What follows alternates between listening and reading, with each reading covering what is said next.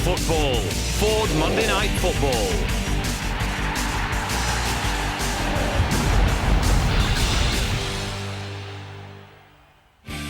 When Birmingham shut their gates, they stay shut. Steve Brewster's side are the stingiest team in the Premiership. 10 games played, and in only 2 of them have these gatekeepers allowed anyone through. At the other end, they've only scored 9 goals, but that's still enough to give their fans a taste of the high life. They're 4th. In goes Forssell and scores! The St Andrews Gates are well known to the visiting manager. Alan Kirbishley used to play for Birmingham, and he arrives with his present club on an excellent run of form. Jensen! Brilliant goal! Oh, what a goal! Yes, Birmingham just 5 goals conceded all season, 8 clean sheets out of 10, and stretching back 13 clean sheets in the last 20 games, yet only Wolves have scored fewer goals. Charlton have had a few problems already tonight. Right, we're getting. This is all part of the tactics. Yeah, we know what's that. We know. Not only have they got to get through the Birmingham defence, the away dressing room had to be unlocked as well. Charlton started the season poorly, 1 win from their opening 6, but they're on a good run. They've beaten Liverpool, they've drawn with Arsenal recently, and they've only been beaten once away from home all season as well. That's our match tonight. It's an 8 o'clock kickoff at St Andrews from the Premiership. It's 4th against 10th, Birmingham City against Charlton Athletic.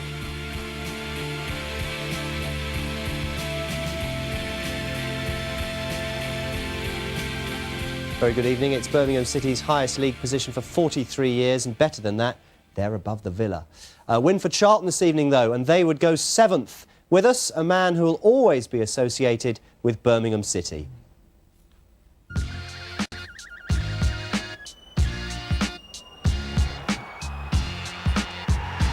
He was a great player for the club in the 70s. He returned to manage them in the 90s. It's Trevor Francis, of course. Evening, Trevor. Evening. It's not going to be 0-0, is it, after all those statistics? We hope not. 2 teams who know how to defend, very well organised. But I think the onus is on Birmingham tonight being the home side to win the game. I believe Charlton have 1 or 2 problems in the forward line. So I would think it's going to be a cautious approach from Alan Kirbishley. He'll be well pleased with the point tonight. Are you surprised at how well Birmingham and Charlton have done so far this season?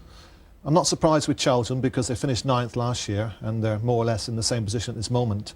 Alan Kirbishley has done exceptionally well in his time at Charlton. I'm surprised, like Steve Bruce is probably, that Birmingham are 4th, but they're there on merit. I mentioned they know how to defend. 1 or 2 have been saying in the Midlands area, from the media that is, that they're a bit boring. Boring. But that's absolute rubbish, you know. The objective at the start of a game is to, you know, make sure the opposition don't score. And at the other end, you try and score yourselves. Now, you know, it's a remarkable statistic when they've only scored 9 goals, but they obviously defend very well from the front, right throughout the team. And as I say, they're there on merit. Good. Thanks very much, Trevor. More from Trevor coming up, of course. Kick-off at St Andrews is at 8 o'clock. We'll have all the build-up and we'll hear from both managers. As ever, the fan zone are here tonight to help us look back at the weekend's action, including how these 2 ended up side by side. And when we say side by side, we mean at the bottom of the Premiership. Sorry, boys. Let's start with the action from Sunday in the Premiership Plus game at Charlton Athletic from St Andrews. And can Charlton do what very few people have done this season, and that's score against Birmingham? Team News next.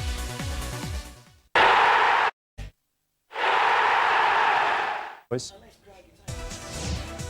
Coming up, it is a Super Sunday. 1 o'clock our coverage starts on Sky Sports 1. 1:30 kickoff, Liverpool against Manchester United. And then 4 o'clock, Chelsea against Newcastle United. Tonight we're at St Andrews for Monday Night Football. It's Birmingham City, 4th in the Premiership, against Charlton Athletic. They kick off at 8 o'clock. Now, amazingly, there's a debate going on in Birmingham at the moment. Some people think their team is boring. This is what the fans think. It is a surprise, nice surprise though, as it's my first year as a season ticket holder. So yeah, I think it's great. Just hope we stay there. It's a massive surprise. We thought we'd be struggling down with Wolves and Leicester, but we're not. We're fourth, and we're going to stay there tonight. If it wins games and gets us the points, I'm not bothered if they class us as boring. We're just doing what we can do, and that's win games or draw games. I don't care. I don't care as long as we stay in the Premiership. And Europe, who cares? Still can't believe people are saying that they're boring. They're fourth. Goodness sake. I think it's because they've got such a good defensive record, but nothing wrong with that. You know, we all like to see goals, but there is an art to defending. Here's the team news tonight, and we'll start with the home side as always, Birmingham City. As you can see, they are unchanged from their last game at Bolton when they won 1-0 and Forssell scored the only goal of the game. Savage is still ruled out with an Achilles injury. What do you think of that lineup, Trevor? It's what I expected. I think that Cisse coming in for Savage is a similar replacement. I think the two of them in there, Cisse and Clemence, do a good job. They break the play up and give the ball to players like Dunn and Lazaridis, who are very comfortable in possession of the ball. Probably Johansson, if he not had a hamstring problem, may have played it right back. But Tebily is a very experienced player, a good defender there, and he'll do a good job in what is recognised as one of the best back fours in the country. Here's the Charlton lineup tonight. Again, we're reckoning a 4-4-2 formation. One change from the game against Arsenal. Euell comes in for the injured Di Canio. Yeah, it's almost identical to, to Birmingham's lineup, whereas Dugarry will play just in behind Forssell, making it more of a 4-4-1-1. I think Euell will do the same. I think Johansson will be the furthest forward, and Euell will tuck back in. And I think that becomes, very important when they lose possession of the ball, because it helps them to become more compact then as a team. Thanks very much indeed, Trevor. Let's talk to the man who's leading this wonderful Birmingham season so far. Jeff Shreves is talking to the manager of Birmingham, and that's Steve Bruce. Steve, are you more wary of Charlton away from home? It's funny enough, I've just said that there's players in there. These are the games where we did very well last year. And certainly Charlton, I seen them last week at Everton, perform really, really well. So this is going to be a big, big test for us, tonight. And they're a good team, Charlton, so we expect a difficult game. A lot of people are expecting to see Robbie Savage back tonight. He hasn't made it. Why is that? Well, we're all desperately disappointed because we thought yesterday morning he was fit. Unfortunately, he's woke up this morning and his area where he's been sore, his Achilles tendon, is stiffened up again. And he was quite a little bit wary of it, so we've decided that the best thing would be that we're not going to risk him. It's silly to risk him with something like an Achilles tendon injury, so we're all bitterly disappointed about that. You've been getting a bit of stick despite being in fourth. Is there now any intention to go and try and score more goals or perhaps entertain a bit more? Look, we'd love to go and entertain a bit more, and the public and all the rest of it, that's what the game's all about, but we've only been in the Premier League 18 months. The one thing we needed an organisation and an attitude to be difficult to beat to start with. Hopefully we can add to that and add a little bit of flair to us down the line. It's all about getting the results and staying in the Premier League. That's all I'm concerned about. Of course we'd like to be a bit more attractive, but we're not doing something too badly if we keep playing the way we're doing. Thanks, Steve. Good luck. Trevor Francis is with us, former Birmingham manager and player, of course, and this is the case for the defence.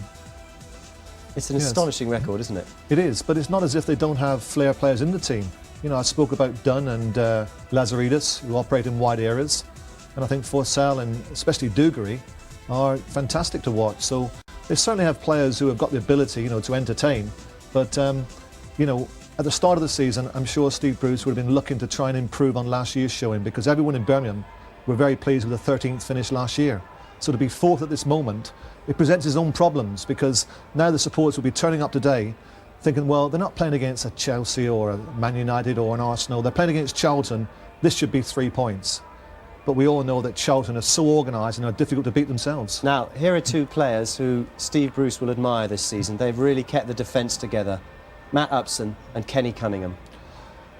Well, Kenny Cunningham is the unsung hero. He doesn't get, too many, plaudits, but I think he does a real steady job in that back four.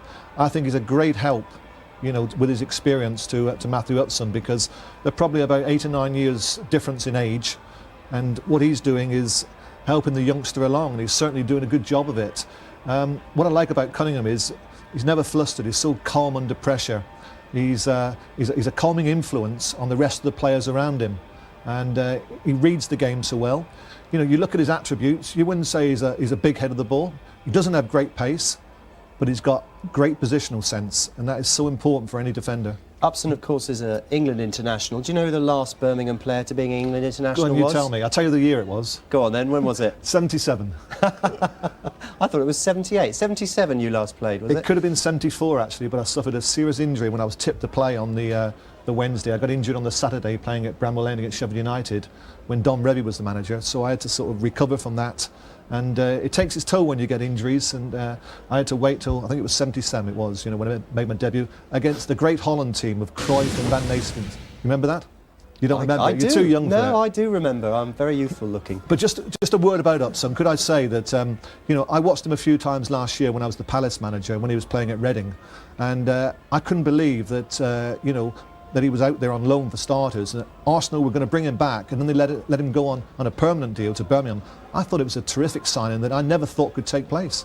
This, of course, someone you could say possibly your successor at Birmingham, but a great player up front, Michael Forssell, on loan from Chelsea, says he wants to stay now at Birmingham. Well, it's the one thing that Birmingham have been lacking over the last 18 months since they come into the Premiership. They bought Clinton Morrison from Crystal Palace, hoping that he would do the job. But certainly, he's turning draws into victories because he is so good in the penalty box. If you look at his goal-scoring record, last season at Borussia Mönchengladbach, it was almost 1 in 2. And it's the same this year at Birmingham. 6 Premiership games and 4 goals. This goal here, he actually starts it on the halfway line. We don't see it, but he makes up about 45, 50 yards because he wants to score a goal.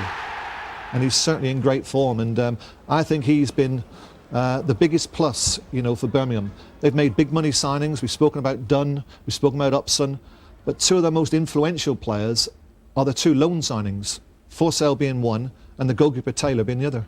Let's have a word with a Birmingham fan. You're going to be, Darren, in the commentary box later on. Good luck, it's a bit sweaty. But do you feel that Birmingham are a boring side? Certainly not. How can you be a boring side with Dugarry and Dunn in the team and Forssell as well? The thing is, you mentioned earlier about the art of defending, and this season we are magnificent to watch defensively. It is great to see. And also, you've got to realise that Clapham, Upson and Cunningham haven't even been booked yet this season. So it's 10 games, 8 clean sheets, and they're not booking yet. It's just awesome. It is great to watch. And you'll see tonight a great display. You're going to have fun together. You're going to get nil. We'll see. You're already nil. We'll see. Let's consider Charlton. And Charlton have got a pretty decent record, particularly away from home. Have a look at some of these statistics. It's not bad either, is it? Well, that's one of the reasons there. The top caption gained more points away than at home. Why it's going to be particularly difficult, for Birmingham tonight. They're an experienced side. It's their 5th season, I believe, now in the Premiership. They've got a good manager in Alan Kirbishley. He's got them very well organised, and they'll make it very, very difficult, for Birmingham this evening. I think year by year, they've gradually improved. I think the signings, from Ipswich, Hreidarsson and Holland in midfield, have once again taken them on a step further. And they're a very good side. I want to talk about one player in particular. I was at the Valley last weekend, and every Charlton fan will tell you he is their ultimate weapon, and that's Scott Parker. Well, we're always looking, aren't we, to try and introduce players into the full England team, and he's one that I think in time will finally arrive in the England side. I think he's getting better by the game. A couple of years ago, I think Alan Kirbishley did a shrewd thing when he let him out on loan to Norwich, and I think it gave him great experience, and from then on he came back and he was a much better player. He's now, starting to become a much better all-round player. Terrific energy, very good technical skills, he's good in possession of the ball. Like most midfield players, he gets from box to box. He, as you can see there, he's quick running with the ball. He's got good vision, slides a nice little ball in there behind the fullback. He's got to improve his goal-scoring record. Just the 1 goal this season in the Carling in the Cup. But there you see another great attribute for a midfield player.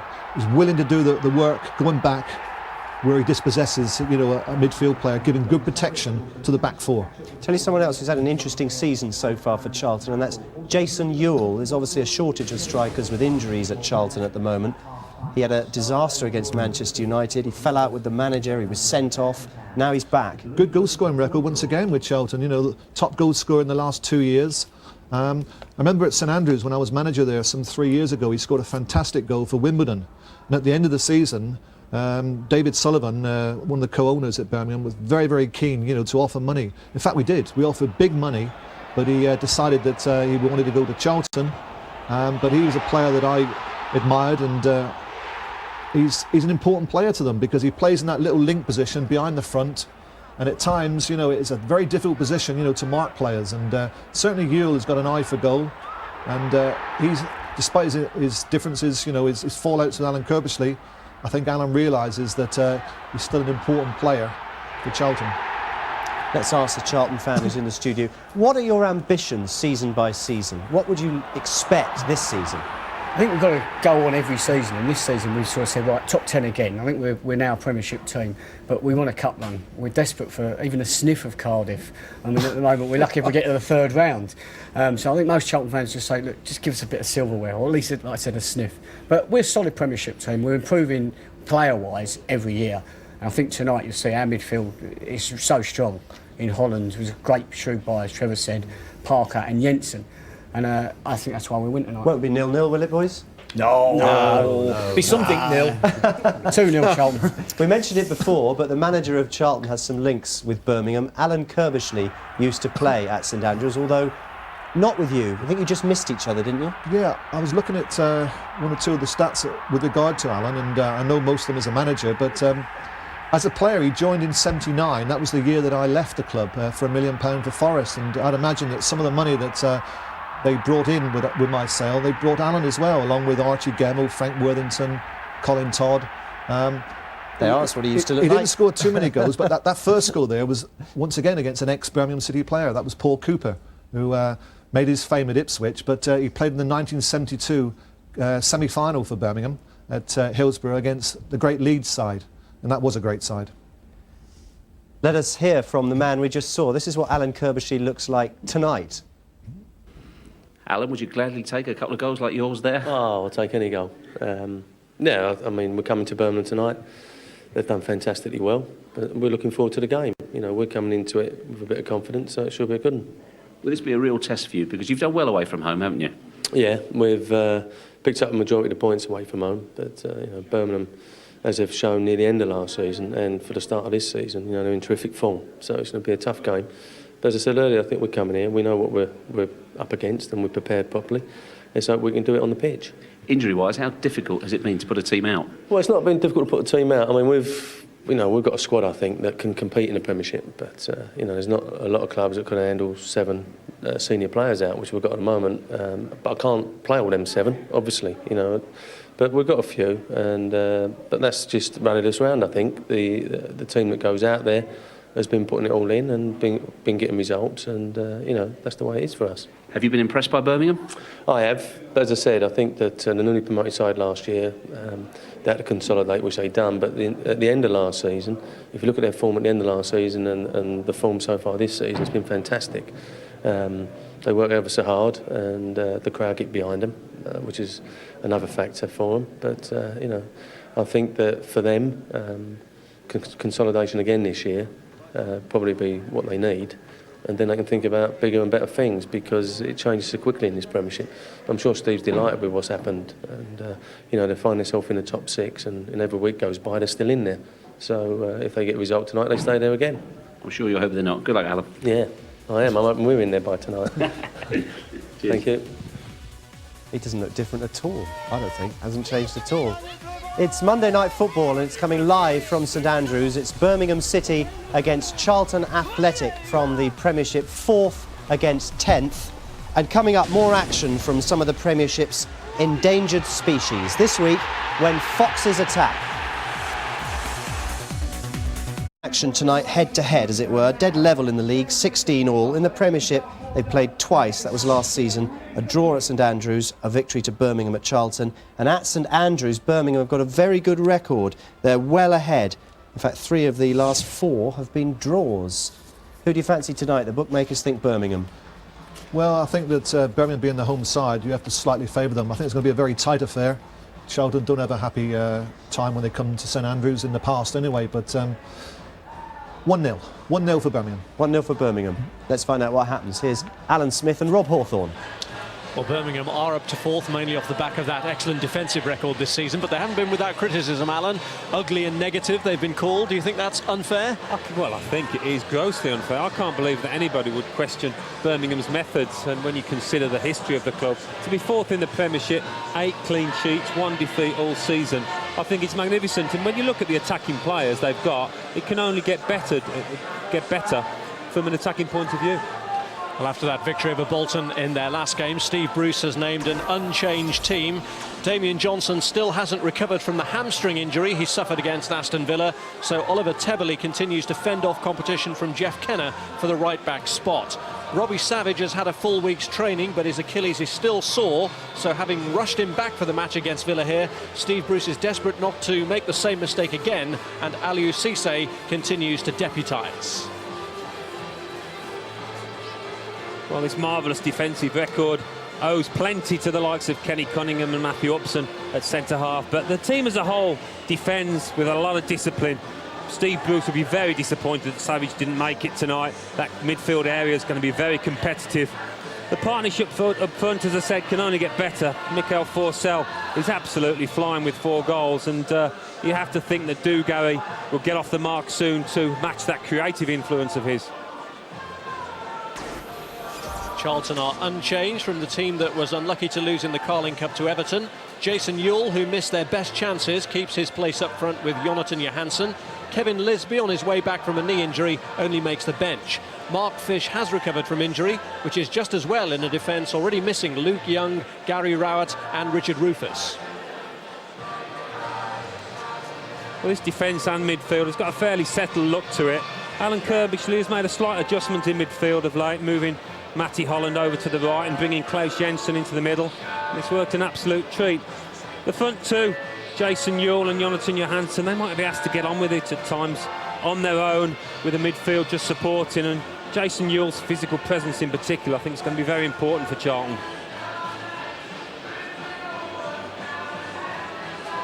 The big E word of expectation hangs over St Andrews now. Loftier ambitions than just survival, which they managed with relative comfort last year, finishing 13th in the table, making them the top Midlands club for the first time in 97 years. An achievement they'll be looking to repeat, while just wondering if their ambitions might take them all the way into Europe. Steve Bruce has been keen to keep the lid on all that sort of talk. He says that survival and reaching the 40-point barrier is still the main priority. Ironically, it was against Charlton last year that they earned the victory that took them through that 40-point mark, and in the end West Ham went down last season with 42, so you're still never secure even at that point. But Kenny Cunningham has led Birmingham with distinction. Has to be one of the most underrated defenders in the Premiership, and it's only really since his move here that he's perhaps been fully appreciated. I think that's right. I mean, we know that Matthew Upson has got so much publicity, made the England squad, but Kenny Cunningham is the perfect partner to have alongside. He's quiet, he's composed, never gets flustered, and just the advice that he can offer to his younger partner, it's been invaluable. And as you say, very much an unsung player who only missed 1 game this season, and certainly wouldn't want to miss him for too many this year. Irish international colleagues leading out the two teams. Kenny Cunningham on the right, Matt Holland, the ever-dependable Charlton captain, on the left. Birmingham 4th, Charlton 10th in the Premiership, although a victory for the visitors would take them up to 7th in the table.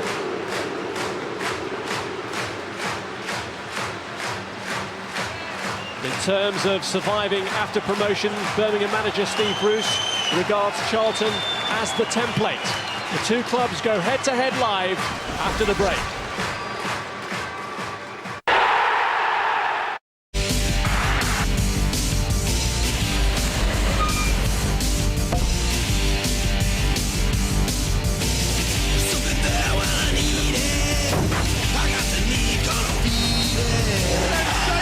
Destination Football, Ford Monday Night Football.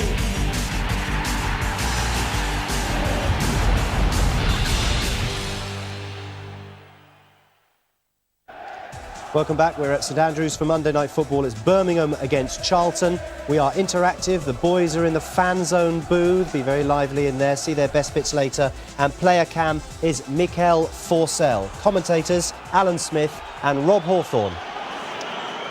Well, the crucial axis is at the back for Birmingham tonight. Mike Taylor, Kenny Cunningham and Matthew Upson. Birmingham haven't conceded when all three of them have been on the field together. Phil Dowd is the referee tonight. The 2 goals that Birmingham let in against Fulham came when Cunningham was suspended. The 3 they conceded to Manchester United came in the wake of Taylor's sending off. But where will the goals come from for Birmingham? Christophe Dugarry has still to get his first this season. Michael Forssell has been their best hope. It's Tebily. Here is Forssell, who's got 4 since he came here on loan from Chelsea. Only 2 of them here against Fulham.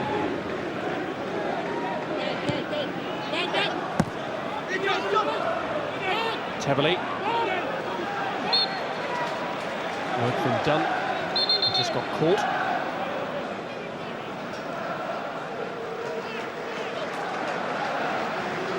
And it's Kenny Cunningham with a free kick.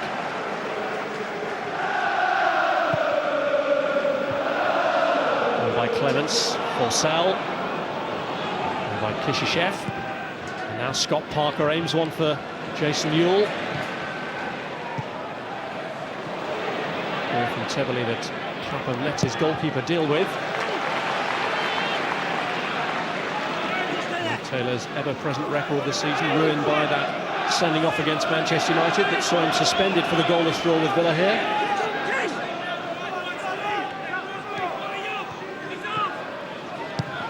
Holland.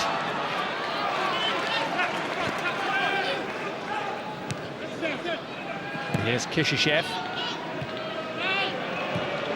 Away by Upson. Dunn. Hreidarsson tries to steer it in the direction of Kishishev. Challenged by Dugarry. He was late on Kishishev and I think he's going to be booked straight away. Yeah, he's gone in with his studs showing. Christophe Dugarry. He was fractionally late and I think he did catch Kishishev. When you go in with your boot up, 9 times out of 10 you will see that yellow card.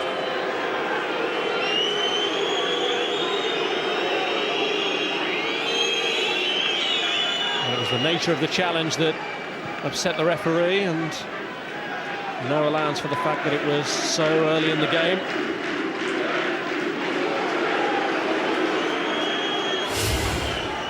Well, it is early in the game and he's not caught too much of the player, has he? I think it's the fact that he has gone to ground and those boots are up and showing towards Kishishev's shins. But it is early and you often like to see referees just to have a word with the opening couple of tackles, don't you, rather than issuing cards.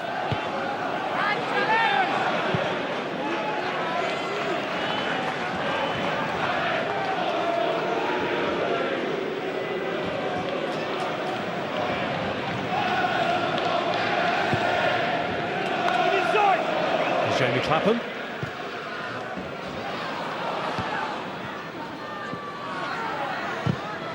Holland won it. It's Kishishev. Cunningham. First time forward from Tebily. Forssell was blocked off from getting there by a combination of Fish and Perry. Yeah, I don't think you're going to see Charlton's defence defending too high up the pitch with the pace of Forssell. Don't want to give him too much encouragement, the kind of form he's in, the young striker. Well, not defending too high up on the pitch worked well for them in their last appearance on Monday Night Football, Charlton, when they got the victory at Blackburn, despite being under pressure for large parts of that game. Well, they snatched that goal, didn't they, through Hreidarsson, and in the second half I thought they played some of the best football of the season. Really some nice controlled stuff up at Ewell Park.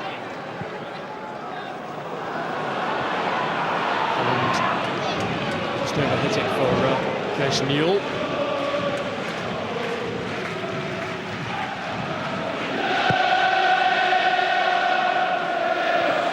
Lazaridis. Kishishev under pressure from Dugarry. Now Lazaridis. Forssell up to his right.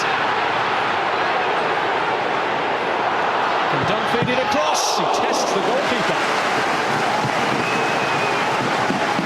That's a good break by Birmingham. It was Dugarry initially that was hustling, biting away at Kishishev, and Lazaridis made the most of it. You just think if he's got a right foot here, he could swing it and have a good shot on goal in the end.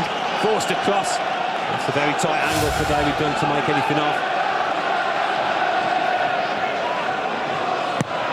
Lazaridis angles the corner back to Stephen Clemence. Lazaridis beaten rounded to the ball. It's Clapham. Now Dugarry. Very clever flick through to Forssell. This is Clapham. Show too much of it to Kishishev. Tebily. Forssell. Dunn. Clapham stretching.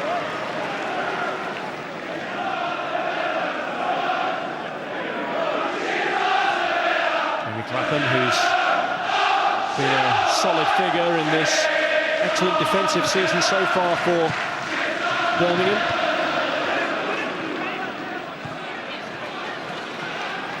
Here's Forssell. Lazaridis. It's Clemence. And he's onside here. Euell Forssell. Appeals that it came off the hand of Mark Fish, who slid across Forssell. Euell Forssell certainly thought that it did brush against Mark Fish's arm. It was a beautifully timed tackle from the Charlton defender, that's for certain. What happened afterwards, though, just as he followed through, Forssell attacking him, gets the ball. It's that right hand, isn't it, that comes down. And you could argue that's helped him control the ball. Unintentional, no doubt about it. Certainly made contact, though, hasn't it?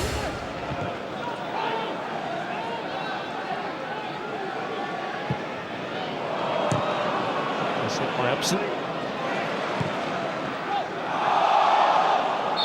Johansson.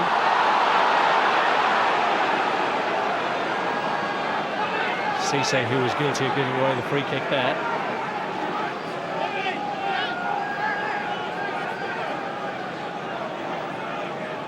Jensen to take.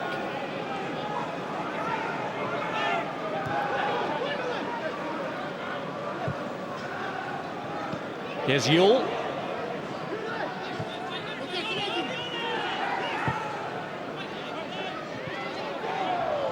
Clapham. Fish. Dugarry keeps it in here for David Dunn. And David Dunn's played quite a big part, hasn't he, in these early stages. Loves to drift in from that right-hand side. He's away again here, Dunn. He's got Forssell to try and pull it back to. Again, Fish slides across. It's a corner. Good start from Birmingham. Good early pressure.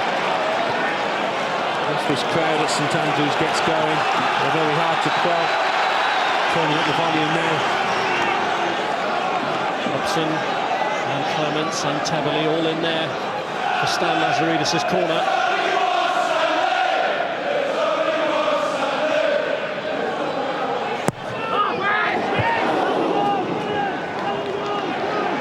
Dunn. Here's Cisse. Just tried to line it up for Dunn, and Parker is in so quickly. He and Jensen, the furthest players forward, although Kishishev has burst through too. He just didn't look over to his right. He was running that fast, Scott Parker. It was a fantastic break from him. Travelled very quickly with the ball, but Kishishev was the player to play the ball to. He was in acres over here on the right-hand side, screaming for it. In the end, Parker just trying to slip it into Jensen, who hadn't made the run.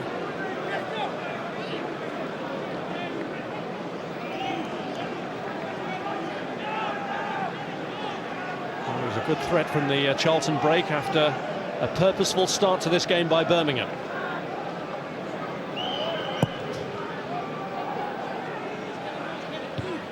Cunningham. Cisse. It's Holland's header. Kishishev. It's Johansson up round the back. Stuart. Just got a slight deflection off Upson. Johansson did very well at the far post to win that ball and knock it back, keep it in play, keep it in the danger area.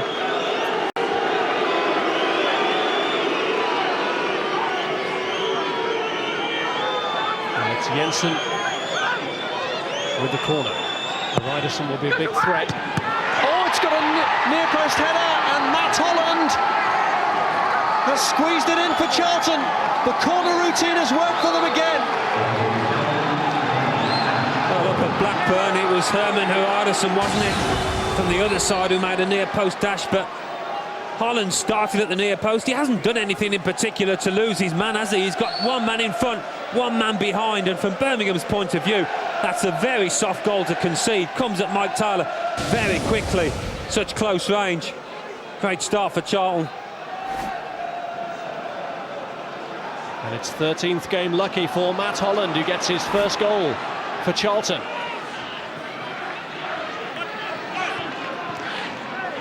Well, Birmingham would have been so aware of the danger of Charlton from corners. Upson had gone across to pick up Hreidarsson, but actually looked near post to Matt Holland, who caught everyone by surprise. Just squeezed himself between the two Birmingham defenders. May have been as surprised as anyone that it got to him. A bit of a collector's item, isn't it? But I think you've got to give credit to the accuracy of the delivery, because Parker was surrounded, Matt Holland was surrounded, and the ball drifting over the player in front. I'm not sure who it was. Forssell was marking him behind, but such was the quality, just needed a touch. Here's David Dunn. Just trying to slide it through for Dugarry, but he couldn't take it on board.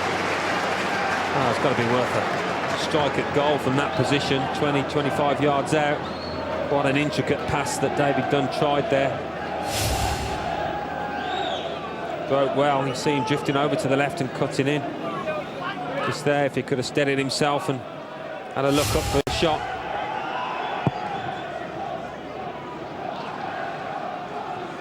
On by Euell, and Johansson looking to get there. Upson just held him off. That seems to have shaken Birmingham a bit, that goal. They've only conceded 5-6 now, and they're not used to it. But this was the set piece that breached them. You can see he's completely surrounded Holland, but great ball in. Clemence just in front. You expect your man to back into Holland and make it very difficult for him to get any kind of header. Didn't manage to do it, Clemence.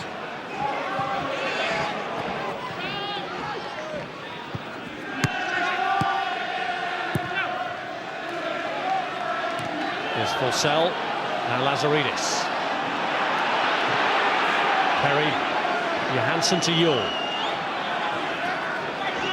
Holland.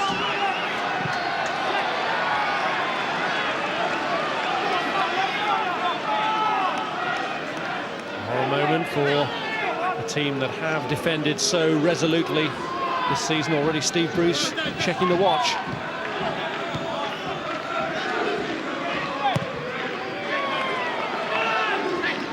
And the 6th goal that Birmingham have let in the Premiership this season.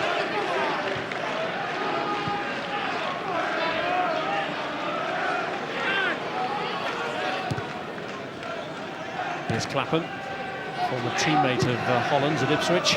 Kishishev. Cisse to Clemence. Jensen. Parker. This is Hreidarsson. Holland. And Lazaridis just pulled back by Holland, who's somewhat disbelieving of that decision.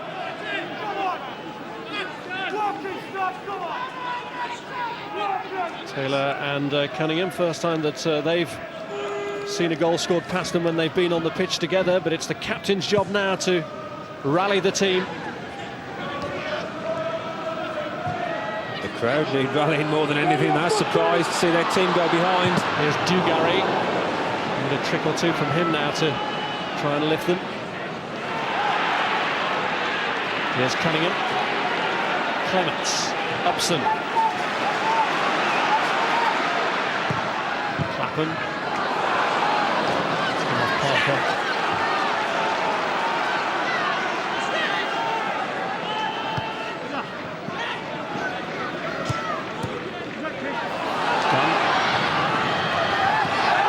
Kishishev just holds off Stan Lazaridis, but it is at the expense of a corner. So could Birmingham do to Charlton here what Charlton did to them? Well, Kishishev might regret trying to shepherd that one out instead of playing safety first and just finding touch.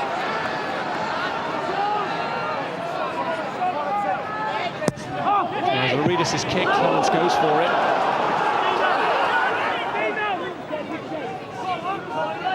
It's going to be difficult now for Birmingham. Charlton, a very disciplined, organised side at the best of times. Defend these kind of set pieces. Stuart's boot was quite high there. But they're going to play 2 banks of 4. Really deny Birmingham space, make it difficult, compete for every ball. That midfield area, as I said at the start, will be very important and one that Birmingham will hope to gradually take control of if they're going to get back into this game. And Charlton have won their last 2 away matches in the Premiership. Before Blackburn, they'd won at Portsmouth.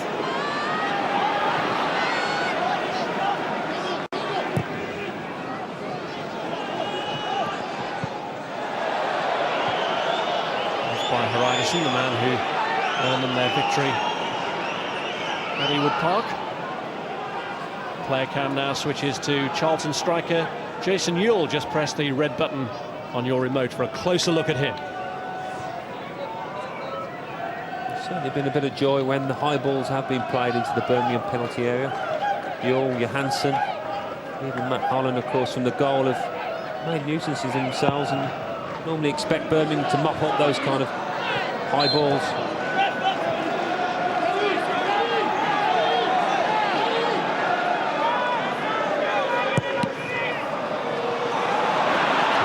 Free kick given straight to Holland.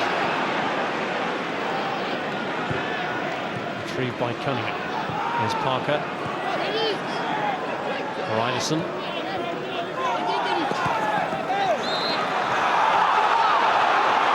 Fouled by Dunn.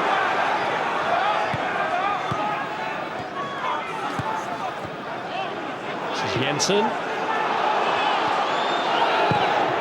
Oh, that's a dreadful kick. It's gone straight to Dugarry. Well, he delayed and delayed. He's blaming Stan Lazaridis. I think he was looking for the forward run inside the fullback, Dugarry from Lazaridis, and it didn't come. But the ball was on to be played to the winger. Holland's cross looking for Graham Stuart. That chance for Birmingham, or half chance, came about from real strong hustling from 2 or 3 Birmingham players that won possession. You see Forssell charging down Kiely.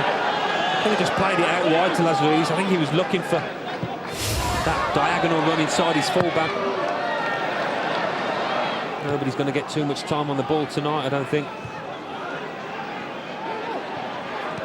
Cunningham pulling away at Euell, taking a bit of a risk. Here's Dugarry. And he played for that. He's a great player to have on your side when things are going well, Christophe Dugarry, but his head can soon drop when things are going against him. Well, he'll have to watch it, Dugarry. He's already been booked, and the referee can always consider a dive as a yellow card offence. Of course, Phil Dowd has already booked Christophe Dugarry. This was a fixture last year that attracted 9 yellow cards and 1 red.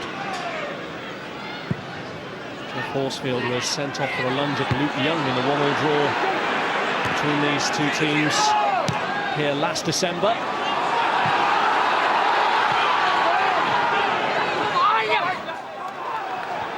Kishishev just letting it go to safety.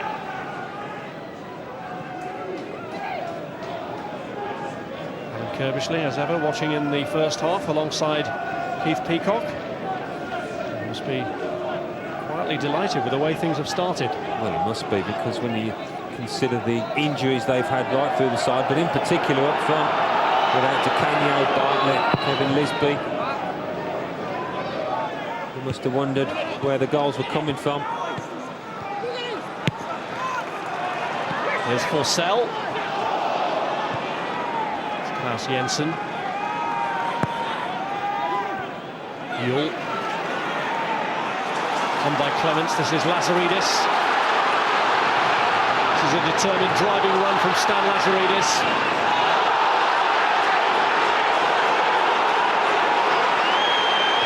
Now Forssell is putting the pressure on.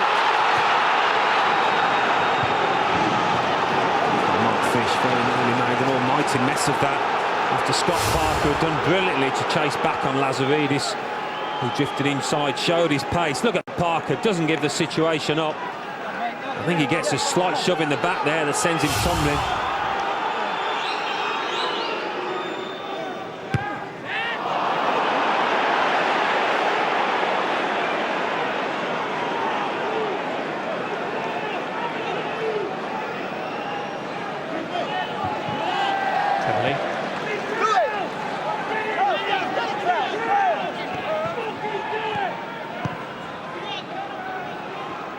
Here's Fish.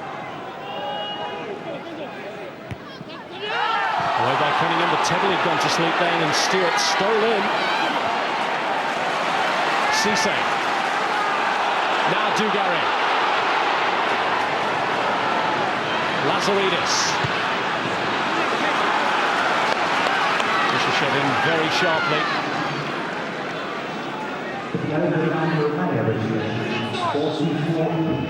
Upson. Clemence. And Clapham. By Hreidarsson. Stephen Clemence knows that's a poor ball. Aiming for David Dunn over on the far side, who had pulled off Hreidarsson.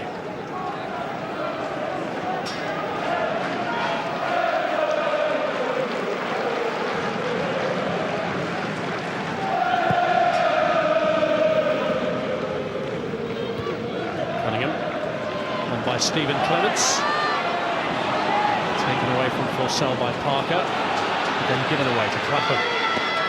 Now Lazaridis.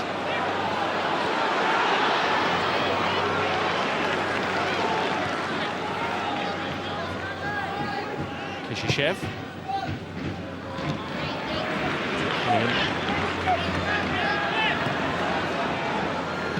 Dugarry. Here's Lazaridis. And Kishishev had pushed him out wide, and Kishishev has had some joy against Lazaridis so far. Well, he has, and Lazaridis is going to be very important to Birmingham if he can maintain that width and provide some service. Dunn stride there, just checked by Chris Perry. Well, this is quite a promising position, isn't it, for Birmingham? And Dunn has got on with the taking of the free kick very quickly. Middlesbrough learned at the weekend just how much you can benefit from sometimes taking a free kick when everyone else has switched off. That's what Dunn had hoped for there. Well, you do. You chance your arm with that, trying to catch the keeper unawares, and David Dunn did that. In the end, though, the player that it hit wasn't 10 yards, it was Johansson, wasn't it? He was just jogging back. Bit of a waste in the end.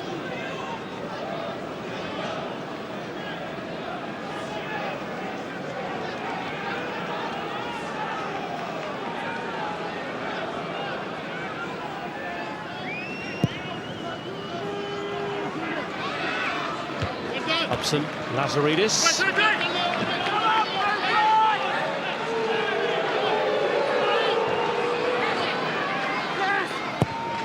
In by Kishishev. Euell trying to bring it under control. Away by Cisse. Now Dunn with room ahead of him. Dugarry pulled out to the left, and Dunn had expected him to make a move down the centre. Dugarry hadn't made one positive move, right or left. I think that's what David Dunn was confused about, wanted to see his teammate make a dash.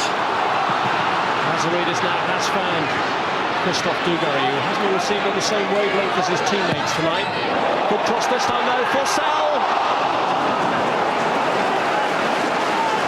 Oh, it's absolutely marvellous defending by Hreidarsson to come back when it looked like Forssell was just gearing up to knock that one home. Got the blocking.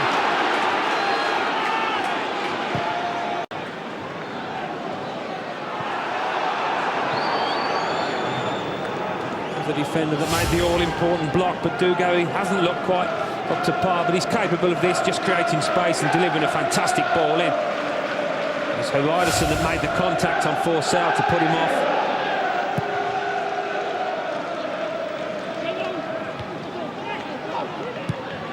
Clemence.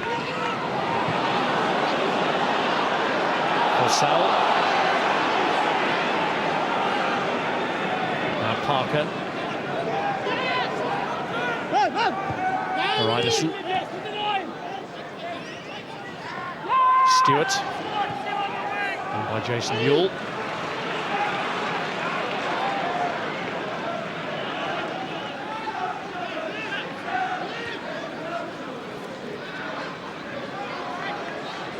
Here's Upson. Dugarry. Forssell. Came off for Clemence, but not quite. This is Clapham. Cisse.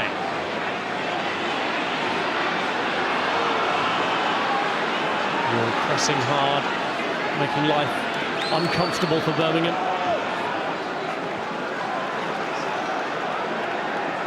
Here's Cunningham.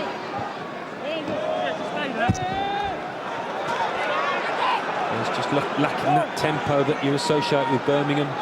This match up to now, been able to get things moving and put Charlton under any kind of sustained pressure. Clapham. Away by Hreidarsson. Here's Cisse. Forced back by Jensen. Cunningham.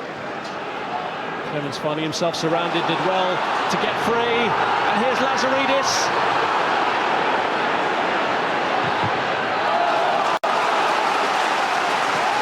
Just again lacking the confidence to take it on his right foot. That was another good opportunity, wasn't it? It was a beautiful weighted ball by Stephen Clemence, and it was on Lazaridis' left foot if he'd wanted to try a shot. Dugarry's cross. Left by Holland. Here's Clapham. Dunn. Dugarry.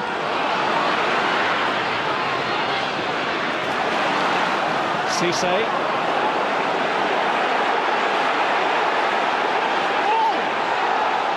It's been an energetic performance so far from Scott Parker. Well, it has. He wasn't going to give up there, but Tebily had nothing on at all. Nothing to his right. Blocked off through the middle. Dunn's efforts have won it back for Tebily there. Here's Lazaridis. Too far into Stuart's path. Jensen comes under pressure from Cisse. A quick free kick taken by Jensen. Now Hreidarsson, taken away from him by Clemence. Here's David Dunn. He's gone for it, and Kiely has stopped him. Well, that's better from Birmingham. Finished with a shot where before things have petered out. David Dunn again breaking from midfield and got into a position where, yeah, he did fancy a shot. Not the strongest effort. Aiming for that far corner, comfortable for Kiely.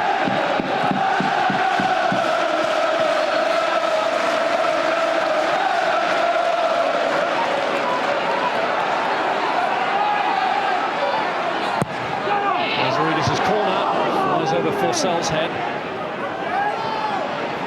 And challenging with Klaus Jensen. Lazaridis thought he'd won it back, but Kishishev does well to keep it moving here. And there are three to the left of Jensen and Kishishev over here to the right. Retrieved by Graham Stuart.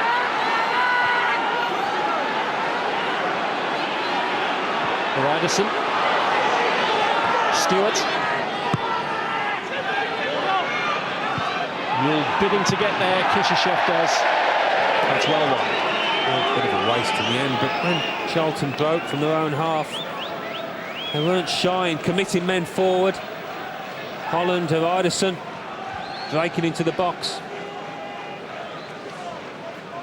Busy week of Champions League football ahead for you on Sky Sports. Tuesday, 7 o'clock, Sky Sports 2, Partizan against Real Madrid. And on Sky Sports Extra, Panathinaikos against Stuttgart, plus 4 other matches. Of action on Wednesday too, of which we'll remind you in just a moment. Here's Johansson, cleared by Matthew Upson. Wednesday's action includes Arsenal against Dynamo Kiev. Sky Sports 2, join us from 6 o'clock. And on Sky Sports Extra, we've Celtic against Anderlecht, plus a choice of 6 other matches.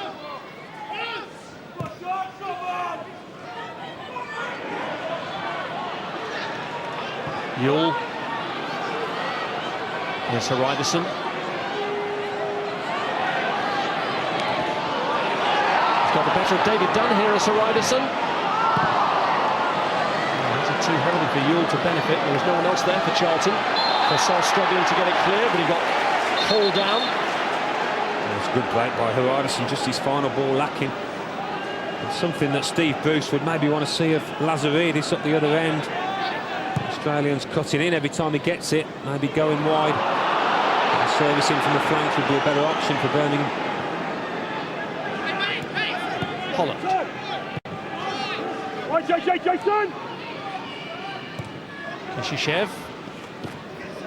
Now Euell.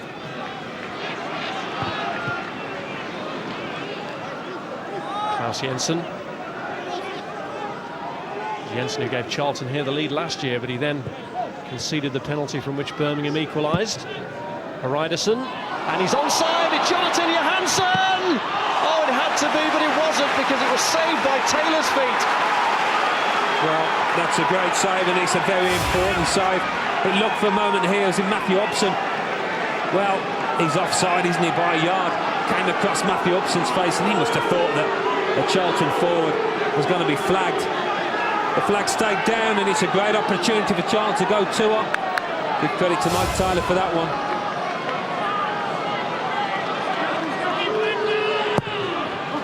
Jensen's corner. He'd look deeper that time, look more towards Mark Fish, but Taylor, having made a good save in the first instance to concede the corner, also makes a clean catch there. But what will Johansson be thinking? A striker maybe low on confidence, certainly low on goals. Just 4 in his last 57 games in the Premiership. In the middle of that kind of run, you don't want too much time to think about chances, and he had plenty there. Didn't hit it with as much conviction as he would have liked. And Stuart following up on the clearance. Euell was offside.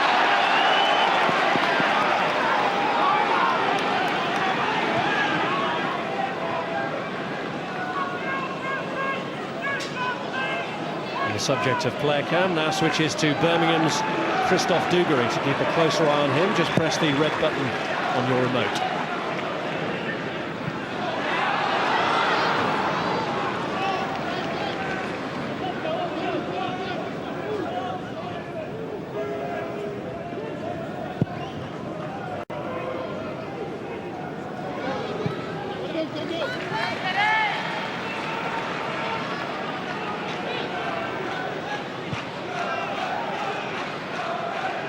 Upson. On by Forssell. Here's Dugarry. Nice initial touch, but second one not weighted enough for Forssell to benefit.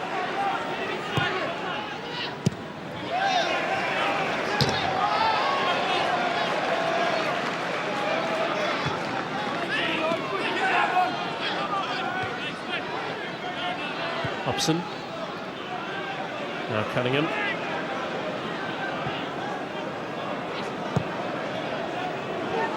This is Dunn.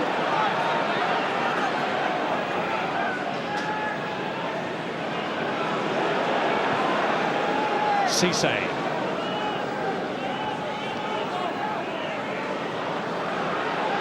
Clemence.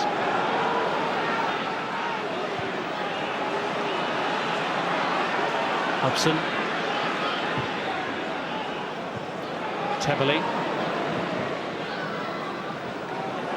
It's going to be difficult to pick a way through a massive yellow shirt when the build-up is this slow. Charlton have lots of time to get back. Lazaridis got in front of the goalkeeper and got a touch to it.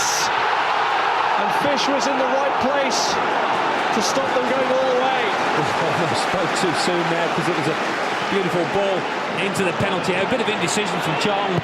It's Tebily's cross. And Johansson gets it away.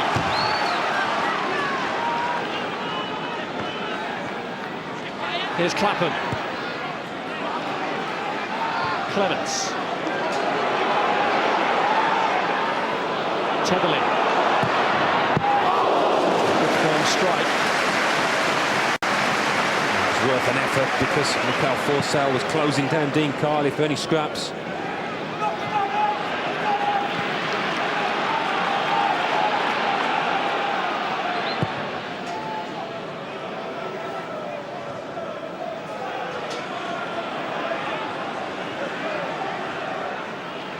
Well, Birmingham have been finding it difficult to break Charlton down since they established that lead through Holland's header. For a moment then it looked as though Lazaridis had made the run to open them up. Jensen under pressure from Cisse. Here's Hreidarsson.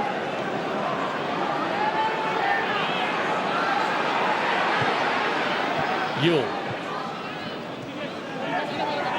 Jensen.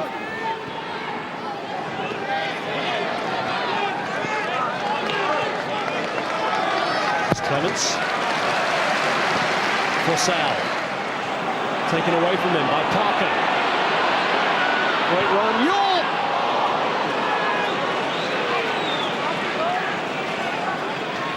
The ball cannoning off Forssell's chest and putting his team on the back foot. Again, Scott Parker driving into the penalty area, causing problems. But this was the ball when it looked as if the attack was petering out. Most people went to sleep. Matt Holland didn't. Followed Lazaridis' run. Very important. Euell. There's Cisse.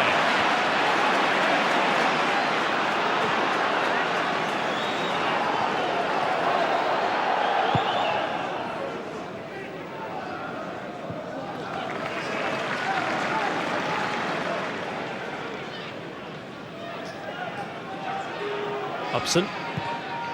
Well, Birmingham finding themselves with plenty of time on the ball in these areas, and they're being asked to a more measured approach than the gung-ho type that we've seen a few times at St Andrews.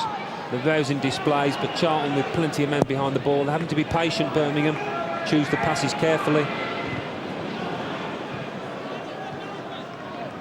Here's Dunn.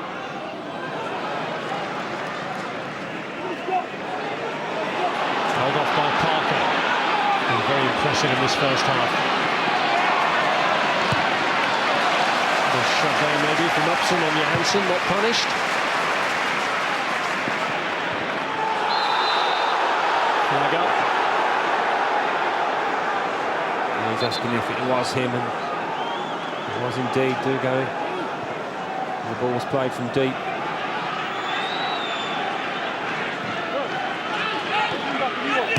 Holland. It's Clapham. Cisse a bit slow there against Scott Parker. Now Stuart.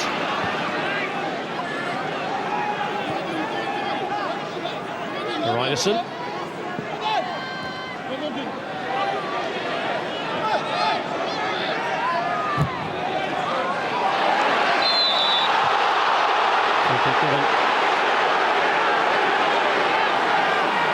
Stuart offended against.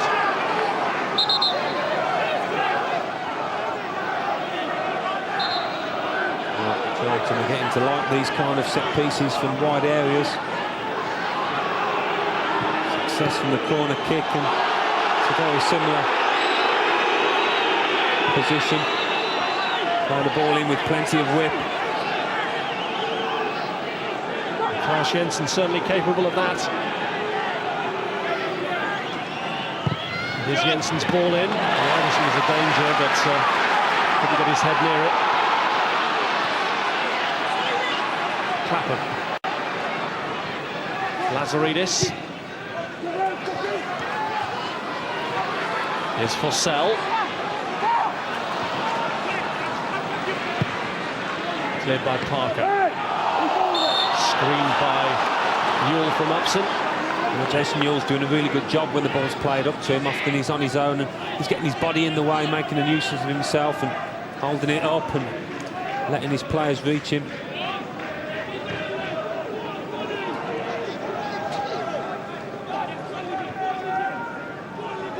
Stuart. This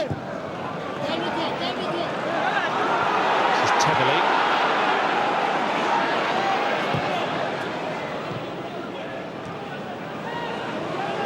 Stuart.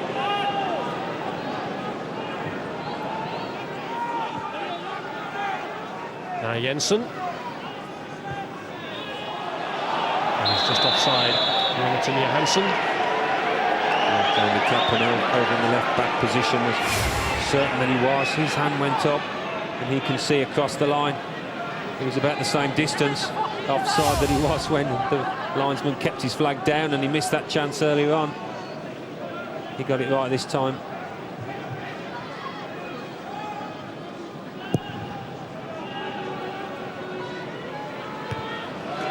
And by Dugarry. Forssell. Morrison put under pressure by Stuart, and they're still under pressure. Dugarry. Clapham. Lazaridis lashes it into the body of Perry.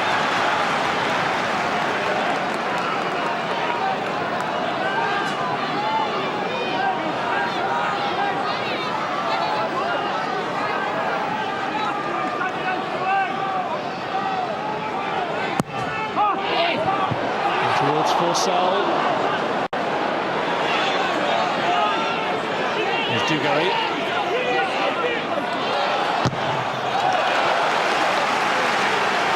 It's lovely quick feet, isn't it, in the confined area. Didn't seem to have anywhere to go, but it's found at half a yard, forced the corner. Lazaridis has gone over to take the corner, so despite his initial thought to take on the responsibility himself, Dugarry now goes into the box.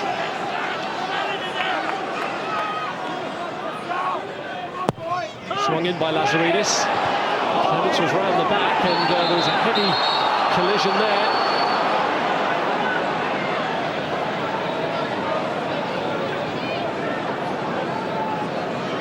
Eyes only for the ball, but clashes.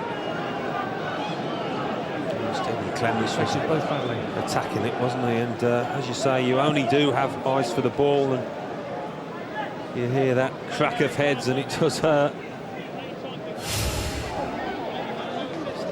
Clemence and Hreidarsson smack. It's going to hurt.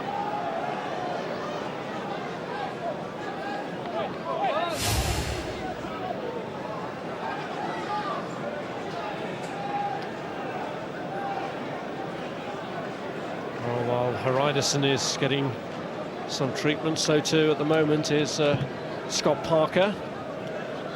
It looks like he might have a slight groin pull away. The physio's doing the stretch on him. I certainly wouldn't want to miss Scott Parker, lose him from that midfield area. He's been absolutely everywhere this first half. Never stopped running, but that's a nasty one, doesn't it? I'm sure he'll have to go off and maybe have a couple of stitches in that.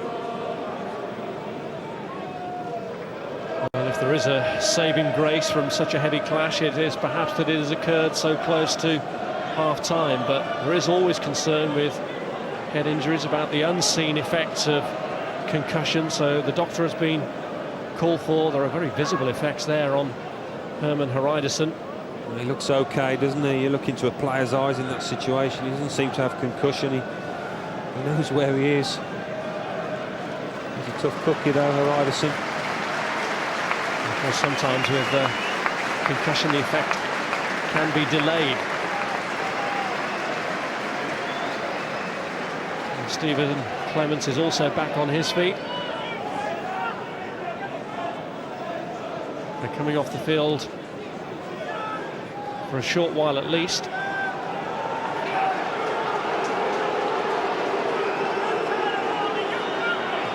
It's straight to the dressing room area for stitches for Hreidarsson. Not sure if we'll see him reappear before half-time. There'll be 3 minutes of stoppage time. And away by Kishishev.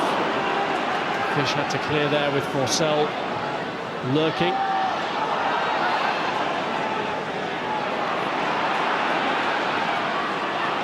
Holland has gone over to cover on the left-hand side of defence while Hreidarsson is off. And Charlton have given away a free kick. They're a man light, remember. And here's Dugarry. Deflected away by Perry. Well, what a time this would be to get the equaliser just before half-time. And it's the loss of a key defender in Hreidarsson, who's useful at defending corners as well as scoring from them. That could be key here. Lazaridis' corner, and the header was from Dugarry. Well, they have looked dangerous from those corners. Birmingham players attacking the ball, and Dugarry did very well, and it just got a touch, didn't it? Off Mark Fish. Otherwise, that ball was on target. Carly may have gathered it up. Birmingham no longer have their man advantage. Stephen Clemence has gone off.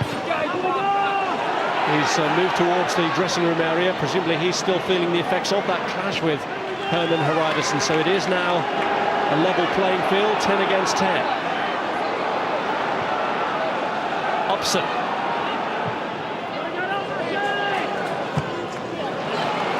Dugarry. Here's Lazaridis.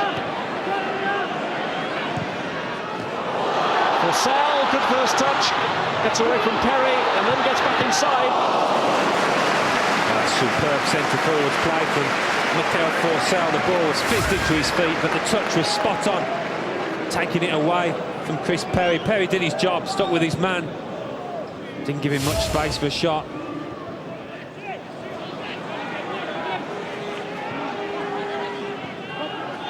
Holland.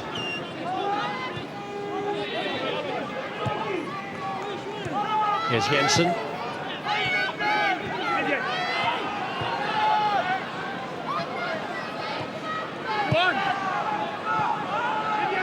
Parker. Morrison have made the run.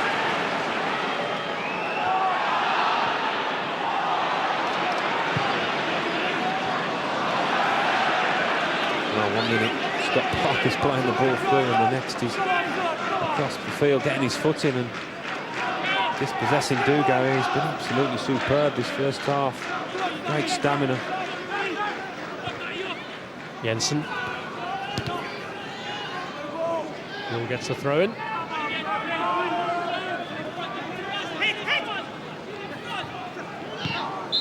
Well, after 2 goalless draws here, there has been a goal at St Andrews, but from Birmingham's point of view, in the wrong net. Scored by Matt Holland, getting his head to a Klaus Jensen corner. Holland actually finished the half playing at left back after Hreidarsson went off, following an horrendous clash of heads with Stephen Clemence. Mark Fish, who got away with an early handball when Birmingham's penalty claims were rejected. Birmingham go off shaking their heads, but they are trailing at the break here. It's Birmingham 0, Charlton 1. Trevor Francis is our guest this evening. We'll get his thoughts after the break. And Matt Holland has played at St Andrews 4 times before, and he's never won. I wonder if his goal will be the difference tonight.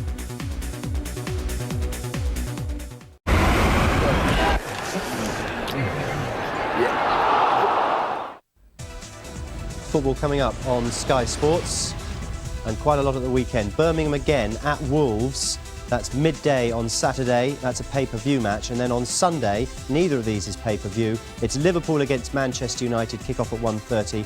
And then a 4 o'clock kick-off, Chelsea against Newcastle. Our coverage starts on Sky Sports 1, 1 o'clock on Sunday. Just the one game tonight on Monday Night Football. And Charlton 1-0 up at Birmingham. Charlton's wonderful away record continuing. Birmingham have finally conceded a goal. 2 corners for Charlton, one which resulted in a goal. Just one yellow card, Christophe Dugarry, in the 3rd minute of this match. Trevor Francis, former Birmingham player and manager, is our guest this evening. Did Charlton deserve their lead? I think the difference between the sides, obviously, has been the quality of service on the set piece, but I think it's been a fairly even first half. A lot more action in front of goal than what we anticipated. You know, both teams defend very well, but there certainly could have been more than one goal. What do you do about defending a corner that leads to a goal like this? Is there much you can do? Well, I think that we have to say, first of all, that the quality of the delivery from Jensen is absolutely superb. Birmingham set up reasonably well. You see the first man there is Clemence, the second man marking behind is Forssell. I think you see Clemence there, he just gets drawn towards the ball. There creates a gap, a too big a gap between him and Forssell, and that gives the opportunity, you know, for Holland to have a free header. He's totally, you know, unopposed. There's no contact at all, and but once again, it's down to the delivery. You know, Holland over the years has been a regular goal scorer, but for some reason that's his first goal of the season. But it's a valuable goal, and really, I felt that Charlton should have gone ahead, you know, after this, because Johansson had a great opportunity. But there's no denying it's a great header. You know, the keeper there, Taylor, does his best, but from all of 3 yards, it's a reflex action, and he actually gets his hands to it, but can't prevent it from going in the back of the net. Could have been 2-0. Jonathan Johansson, who hasn't got the greatest strike record, certainly this at is what Charlton. I was referring to. It is touch and go whether it's offside. We're asking the assistant referees to give the benefit of the doubt to the attacker. He did there. And on this occasion he does. But really, this is a player sadly lacking in confidence, because this is a great opportunity to put his side in the driving seat. 4 goals in the last 57 Premiership appearances. Well, that tells its story, but, you know, we can condemn the striker for not scoring, but how about a little bit of credit for the goalkeeper? You know, he's been in outstanding form this season. Prior to this game, just 2 goals he's conceded against Fulham. Great save. Thanks very much indeed, Trevor. More from Trevor after the break, and the whole of the second half live. Can Charlton hold on to this lead? The Saturday movie premiere with chefs.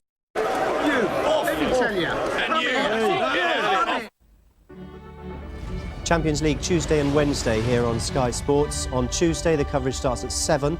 On Sky Sports 2, you can watch Partizan against Real Madrid. On Sky Sports Extra, if you prefer Panathinaikos against Stuttgart, or via our interactive service, 4 other matches for you.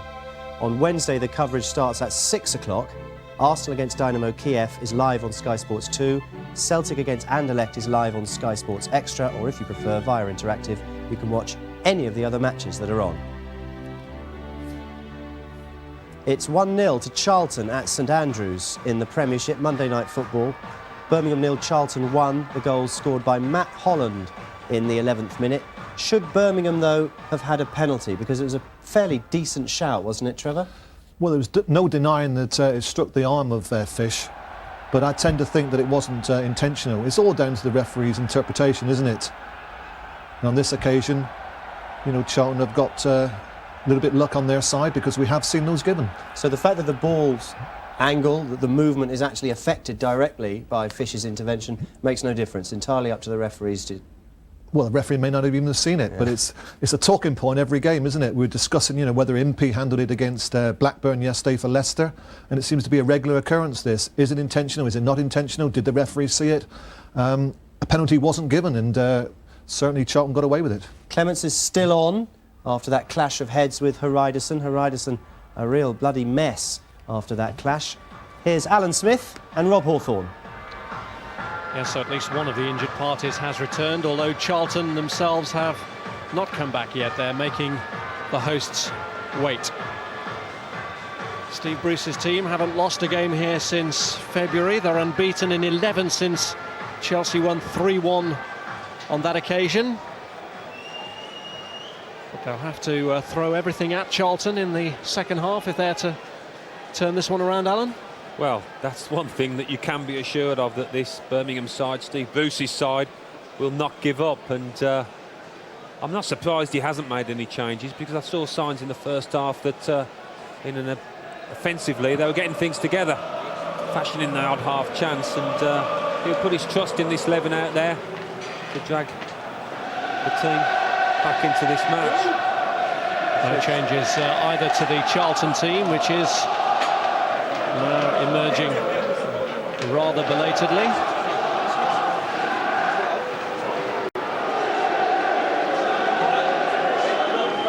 Hreidarsson, Kishishev bringing up the rear.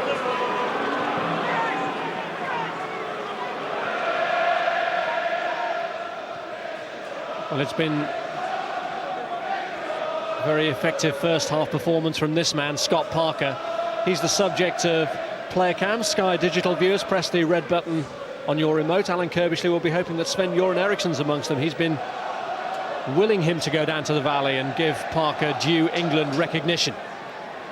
And here is Herman Hreidarsson, who Terry Butcher-like ended the first half with a bloodied head and a bloodied shirt, and now comes out with a distinctive headband on.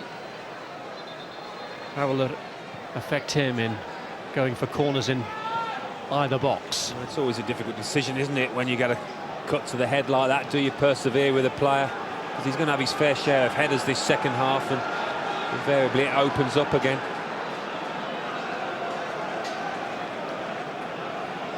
Charlton looking for their third successive away win in the top flight for the first time in just short of 50 years.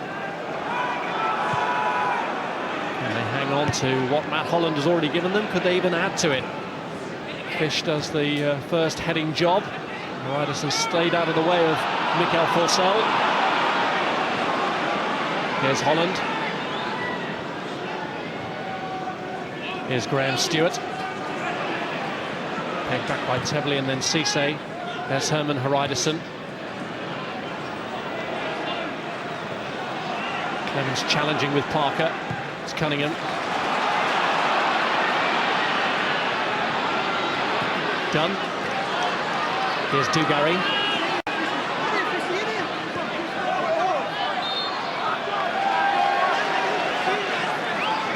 Dugarry's the player that Steve Bruce will be looking towards, I think, for that bit of inspiration, isn't he?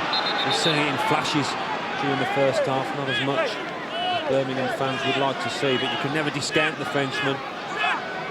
Producing something out of nothing at any time in the match. Scored a back heel at Charlton in April, his first goal for Birmingham away from St Andrews. And he's in the thick of it there with Clemence and Tebily and Forssell. And Upson's fallen from the back too. Bent in too low by Lazaridis, and when they've got strong players in there, it was a real waste. I think he just stubbed the ground. You could hear the contacts on the turf before he hit the ball. Lazaridis, disappointment. Let's have an injury update from Jeff Shreves. Well, Rob, Herman Hreidarsson may well be back out there, but Charlton aren't completely happy with his condition. He's had 5 stitches in a T-shaped cut above his right eye. The concern is if he gets the ball or an arm on it, it'll open up once again. Stephen Clemence, incidentally, he picked up 3 stitches at half-time. Thanks, Jeff. Charlton do have Jonathan Fortune and Chris Powell in reserve. Here's Dugarry. Now Cisse. Dunn.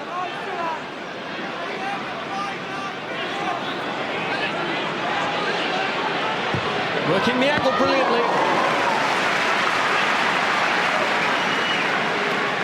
See exactly what he was trying to do, David Dunn. Curl it into the far corner. Decent effort. Always wants the ball, David Dunn, demanding it, and he's seen plenty of it so far. Didn't get the power.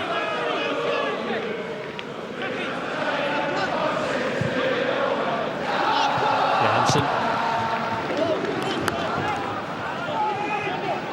Played it against Upson to win the corner. Johansson could virtually have won the match for Charlton with that opportunity he had in the first half. Hreidarsson may have the bandage on, but he's still bravely going to throw himself into the fray for this corner. It's Jensen who delivered for the goal. And he's gone short this time to Johansson.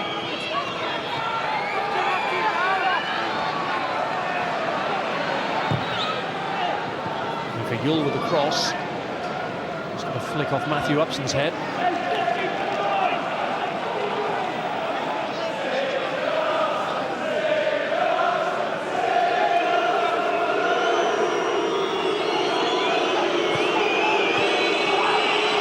Worry about time wasting in the first half from the Birmingham fans, and again they're protesting at the way that Jensen's just ambled over to take this one.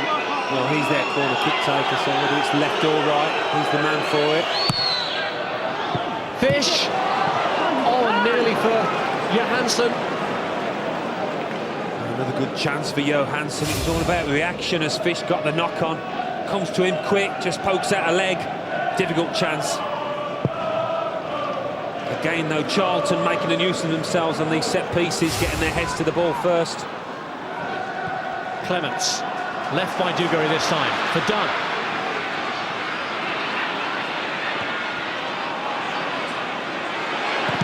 Clapham strike. Here's Upson. Clemence. Dunn, caught by Parker. Thinking by Clemence to find Tebily from the free kick. Forssell, away by Parker. Dunn looking for the follow-up. Well cleared there by Fish.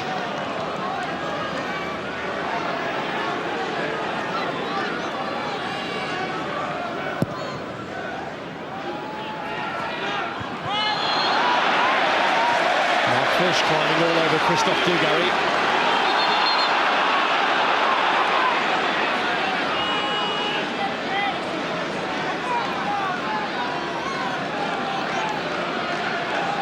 Dugarry has got the look of the man who fancies this one. It's within range. Getting a man on the post. There's a cat and mouse in these circumstances. Graham Stuart's come off the post now. Dugarry does fancy it. I've got to say I was surprised in some ways that Lazaridis wasn't going to be involved, and on reflection maybe he should have been. He apologises, Dugarry, because that's well below his standards. A sloppy attempt, really, leaning back.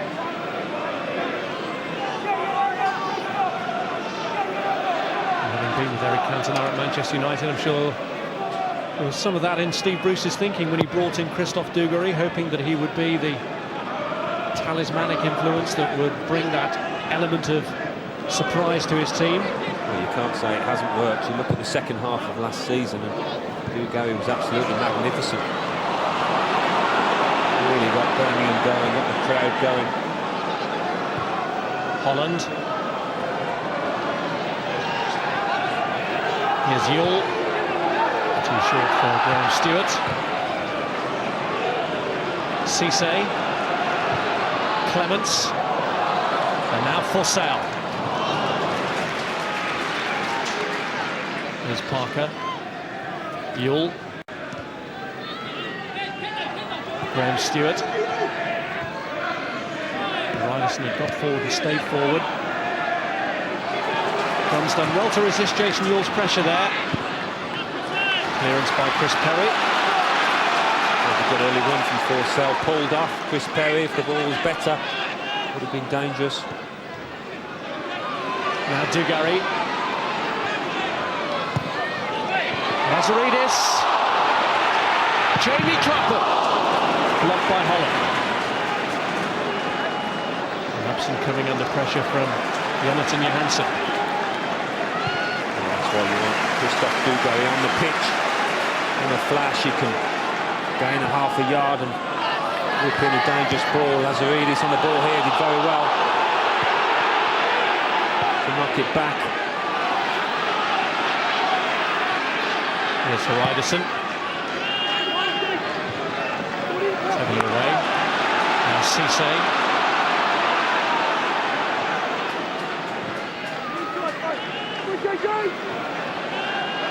She's done.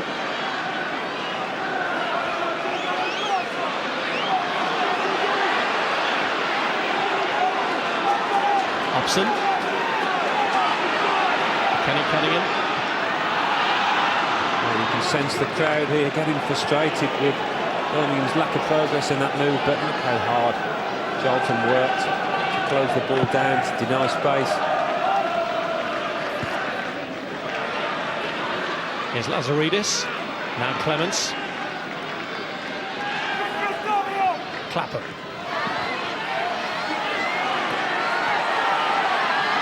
Lazaridis. Well, when he's on song, Lazaridis is a very dangerous player indeed. Hasn't quite got it together so far. Bruce can make a change. Looking for Brian Hughes to provide a spark.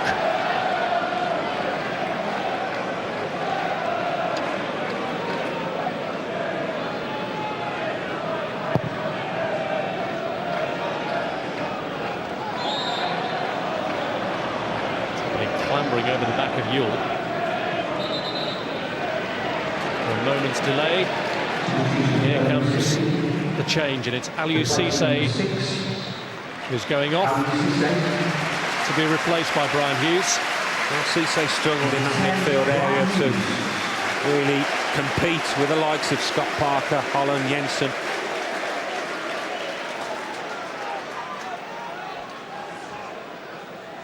Hughes looks as if he's going to start over here on the left, on the right-hand side. David Dunn pushing in. Strike from Graham Stuart. More central role, apparently one that Dunn prefers, so now's his opportunity to make known his worth there. Well, he plays there enough anyway, coming in from the right-hand side. Here's Dugarry. Lazaridis wanted it played through earlier. Here's Jensen under pressure from Dunn. Hreidarsson felt there that he played it against Brian Hughes and wasn't very happy with the award of the throw into Birmingham. Down there, Dugarry in a good position, and it was, guess who, Scott Parker getting the all-important challenge. Dugarry. Here's Dunn. Going to play it in around the back of Hreidarsson. Can Hughes keep it in? He couldn't. That's very unlucky. Just a little bit too much weight on the pass. He hadn't got much else on, David Dunn, but won as much of the ball as possible. Try and orchestrate things now for Birmingham. Just need to up the tempo, I think, the home side. Play to the strengths. Just push Charlton onto the back foot with a bit more force than they have done up to now.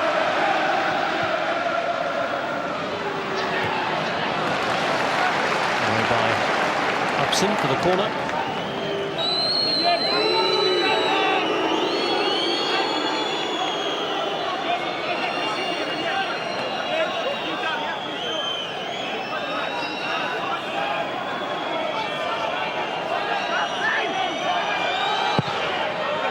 This kick glides along towards Scott Parker. And Birmingham really haven't defended these corners at all well all night.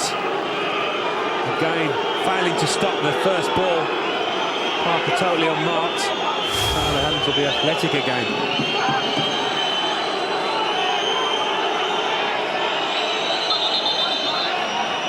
Well, again, Jensen in no hurry. No reason to be. It was his corner that opened Birmingham up in the first half. And Johansson and Stuart! And Matt Holland claims a second. Stuart's attempt came back. Holland reacted quickest, and he's got his first 2 goals for Charlton in one happy night at St Andrews.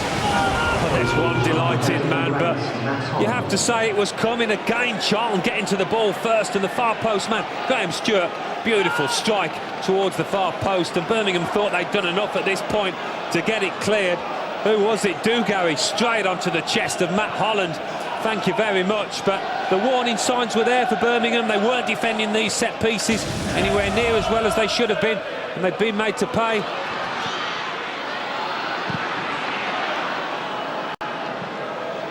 Well, that's surely one of the simplest goals Matt Holland has ever scored. He didn't have to move.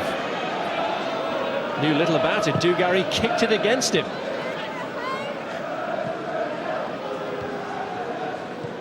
Here's Stuart.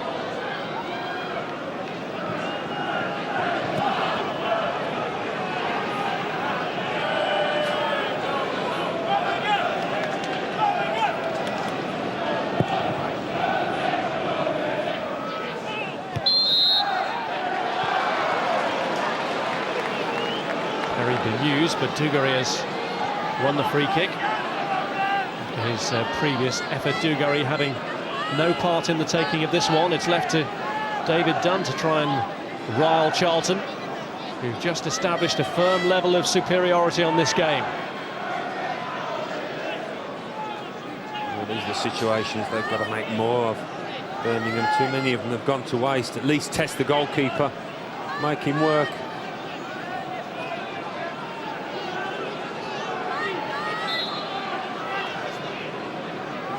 David Dunn.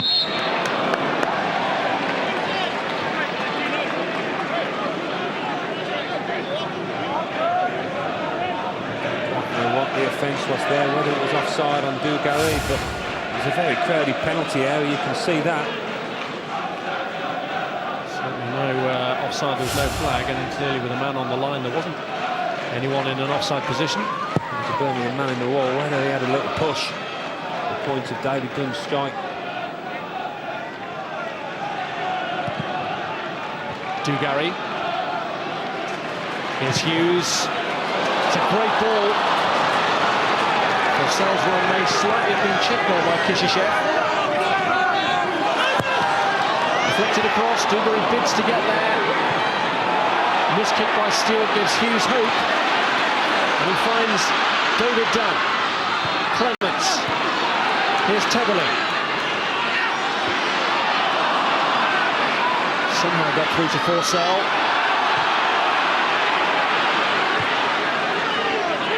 By Johansson in the end, but only to Cunningham. It'll come straight back at Charlton here. Cunningham has seen Dugarry. Well, I think we're going to see Birmingham now try and force the issue. A few more longer balls into the penalty area for a battle.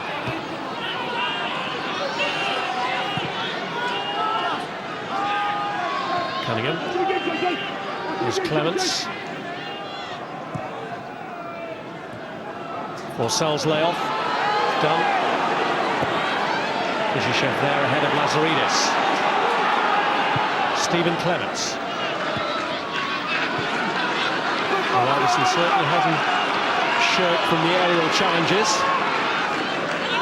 Despite, as we heard earlier, needing 5 stitches in that injury he collected in the first half. Well, they wouldn't want to lose him, would they? Because both in attack and defensively, he's one of their taller players who's very important in set pieces. Very brave display. Player cam now switches to David Dunn for Sky Digital viewers. Just press the red button on your remote.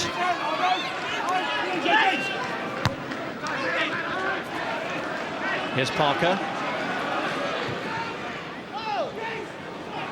Euell. Now Johansson.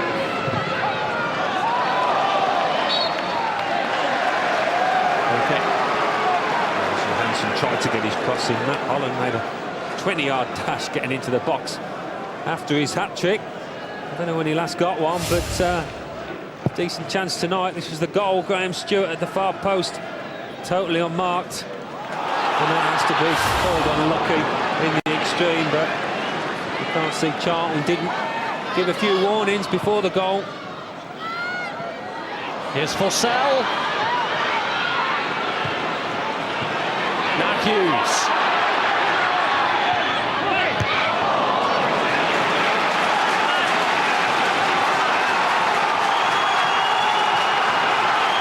With a corner.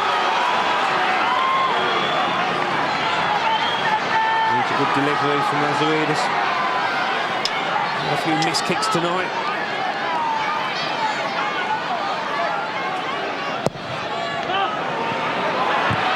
Dugarry's head around the back, got a deflection. And another corner. Yeah, it was about Dugarry pulling away, and I think he's headed it into the back of the defender. Mark Fish, I think, deflecting it over.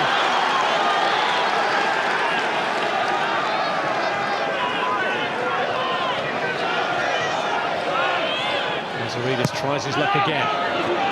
Dugarry! That's the lift that Birmingham needed. They're back in with a chance now. Well, exactly what Birmingham needed from the player they've been looking to the whole of the time they've been behind. He attacks this brilliantly with an absolute thumping header. Mark Fish, I think, was picking him up. But no chance, climbs very early.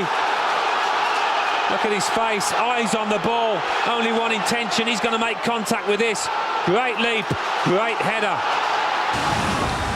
Another goal from a corner. And Charlton facing a fight to the finish now to hold on to the 3 points. Well, that makes a game of it, doesn't it? Just when Charlton were beginning to look fairly comfortable.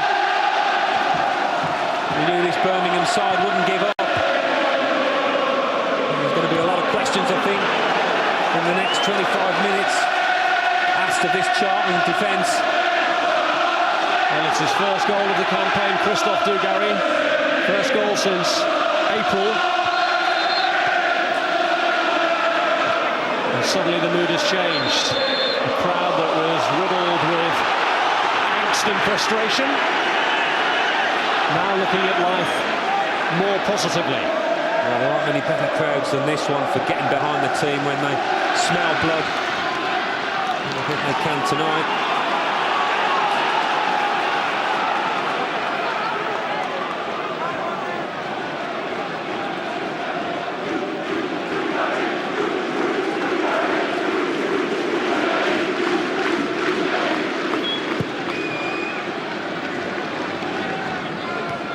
Euell, here's Dunn, Dugarry, tackled by Fish.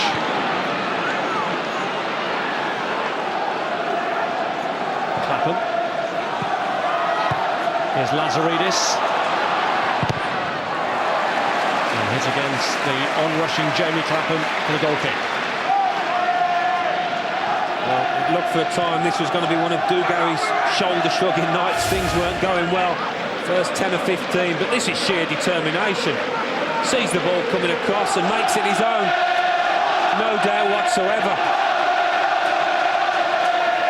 Steve Bruce knows his team are well in this match now.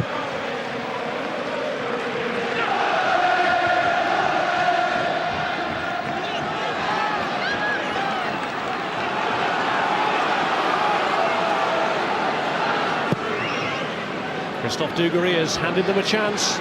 Can Birmingham make the most of it now? Dugarry involved again. Here's Jamie Clapham.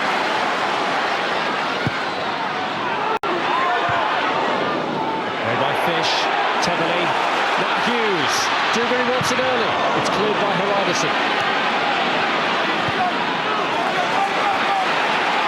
Tebily.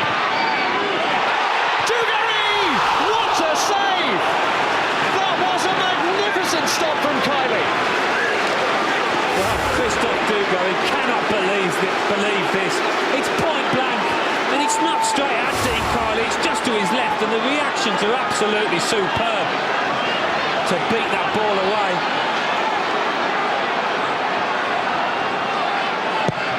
Lazaridis with the corner, and Forssell flashes it wide.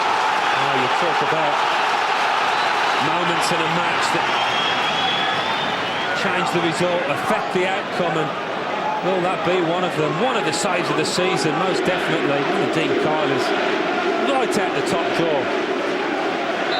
He had a fraction of a second to react to this ball. Dugarry got a great contact on it. He must have thought it was in all the way. Look at that.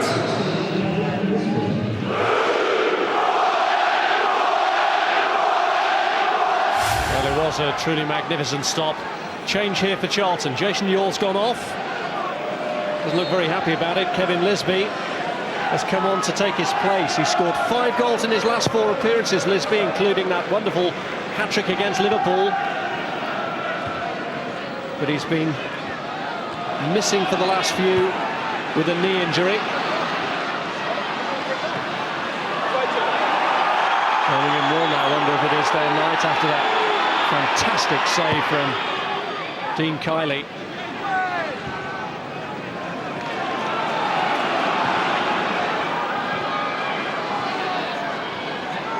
Dugarry.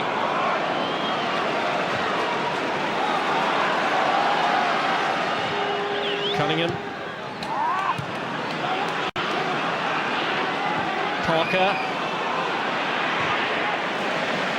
Challenged by Matthew Upson. Here's Holland.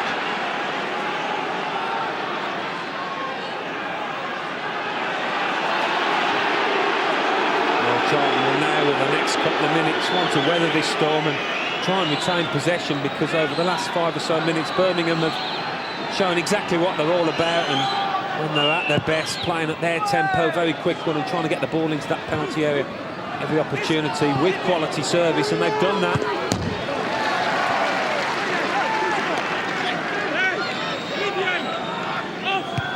Jensen. And Hreidarsson.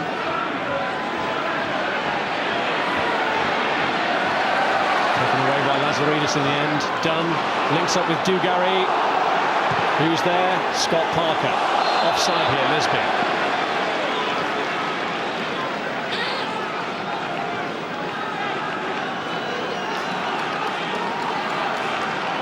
Just look how Birmingham have cranked it up since the break. Well, we thought that they would. Steve Bruce get amongst his players at half-time and ask for a little bit more from them, a little bit more effort and commitment, and he's had it. Here's Forssell! And Kiely comes out to smother it. Lovely flick on from Dugarry again to Mikkel Forssell. Well, that's a strike partnership working in tandem, and not an easy ball to control. Forssell does brilliant with it to stick out a leg and nudge it into his path. Quick turn, look at that. Absolutely superb. Crowded out in the end. Mark Fish sticking to his job.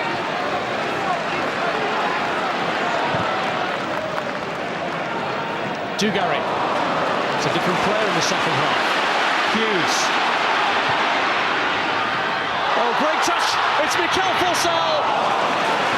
And yet again, it's the alert thinking of Dean Kiely that keeps Birmingham at bay. Again, good ball in. Brian Hughes has made a difference since he's come on. That's another great turn, using plenty of body strength, but his touch taking it too far. Kiely reacting very well. Good starting position. Upson bravely put himself between Lisbie and the ball and did hold him off. Here's Kenny Cunningham. This is Dunn.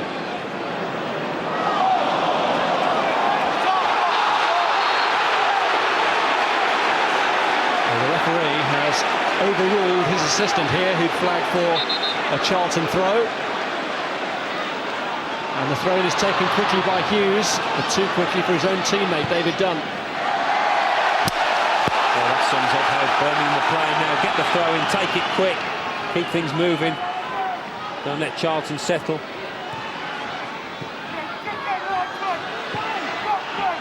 Left by Dunn for Forssell. Kishishev.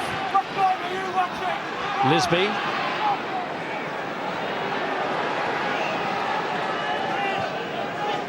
Kishishev. And here's Holland.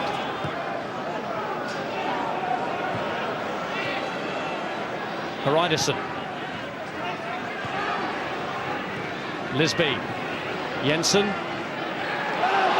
Cunningham in control, although warned about the impending arrival of Hreidarsson.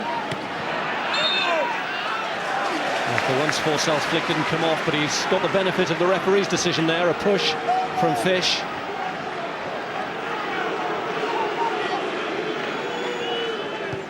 Well, Steve Bruce's decision to put on Brian Hughes and push David Dunn inside has really worked well, because Brian Hughes has maintained a bit of width for Birmingham, stretched Charlton's defence.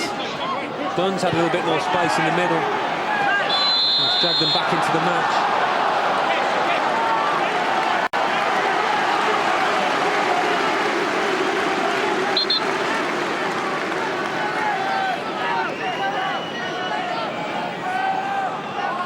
Though Charlton are going to end the game with a completely different strike force. Svensson is set to come on and join Kevin Lisbie in the Charlton attack. He's going to come on now. It's Johansson. He's coming on to take the place of Svensson, who's only recently been recalled from a loan spell at Derby. Scored 3 goals during his time at the First Division club, actually coming on here for his 50th appearance in the Premiership, and his first since April against Birmingham. Johansson worked very hard up there alongside Jason Euell, who did likewise, but Johansson will be sat there on the bench thinking he really should have scored for his side tonight with that chance. Miscued clearance that by Tebily. Stuart underneath it. Challenged by Tebily. Well, he felt he got the ball, but Tebily, the man who put them under pressure in the first instance, with the miscued clearance, has now given away the free kick.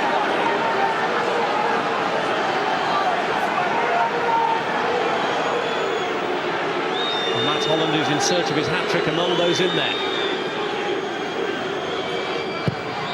Jensen, maybe rather selfishly, went for goal then. Well, we're all expecting that driven ball across the face of the goal, and he just swiveled his hips and tried the near post, Claes Jensen. Well, with quarter of an hour to go, Matt Holland, who I don't remember scoring a senior hat-trick before, is the subject of player cam for Sky Digital viewers. Just press the red button on your remote.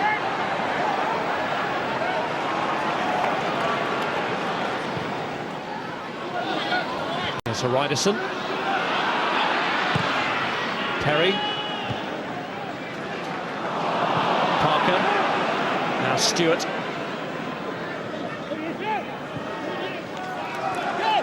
Kishishev.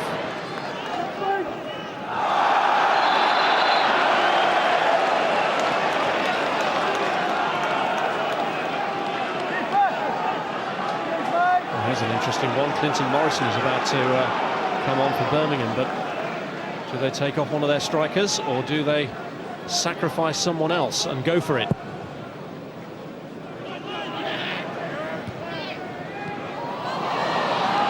Here's Jensen.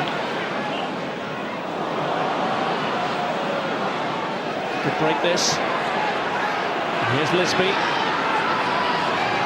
Lisbie! Away by Taylor. Well, that's the danger for Birmingham as they push forward.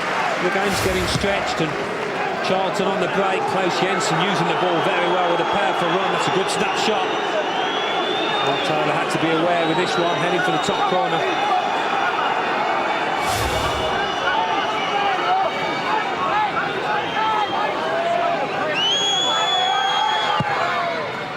Jensen's kick, left by Hreidarsson for Scott Parker. Time and time again, there's a spare yellow shirt in that penalty area when corners come in, and Scott Parker, look at him on the edge, completely unmarked. Good touch, stretching in the end for the shot, but Birmingham really need to address that. Well, it is a positive change. They're taking off a defender, Birmingham. Tebily's the man being replaced, and Morrison, who's been a big part player this season after suffering a shoulder injury at the back end of the last campaign, comes on to join Dugarry and Forssell in the attack. Well, no surprise that neither Forssell or Dugarry were sacrificed. Both looking dangerous still. Dugarry's just took a whack in the face, I think, and down. Yes, it was coming together with Chris Perry, and again, because it is a blow to the head for Christophe Dugarry, he's going to need instant treatment. He's got a smack in the mouth. He's saying it was an elbow. I think it was an honest challenge from Chris Perry.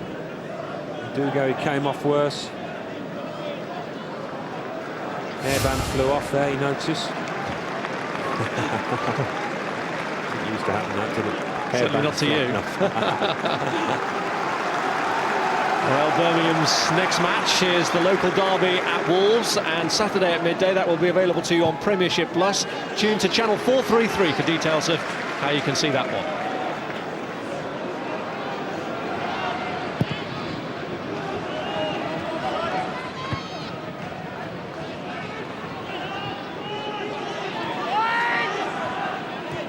Here's Dugarry.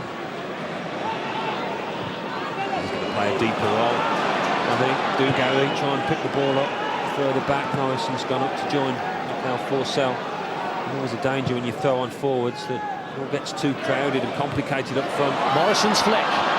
Forssell. Morrison blocked by Hreidarsson. Here's Lisbie. Jensen's made an excellent break here. Upson had seen it and just policed it carefully. Jensen, he was tiring with each stride. There's a few Charlton players who have given their all tonight, Hreidarsson being one of them, and he's taken a knock. There's nothing to do with a head injury now, but he picked up in the first half. He's hobbling quite badly, Hreidarsson. This could be tricky as they defend here. Morrison had got through, and it was Hreidarsson who got him behind. Lovely play. Again, Dugarry at the centre of it. I don't think he's time wasting. I think he's got a genuine knock, Hreidarsson. This is Dugarry's first time ball. Morrison onside. A little bit too much weight on the pass. And the referee is urging him to clear the pitch. There's no question that Hreidarsson does have a problem. He's been struggling with it for a couple of minutes now.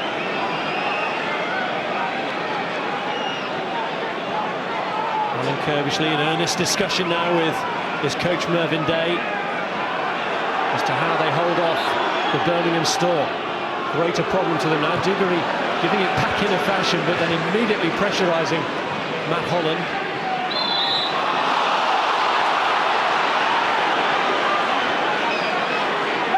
And Birmingham feeling that the refereeing decision there was almost out of sympathy for Charlton's plight. Dugarry not happy.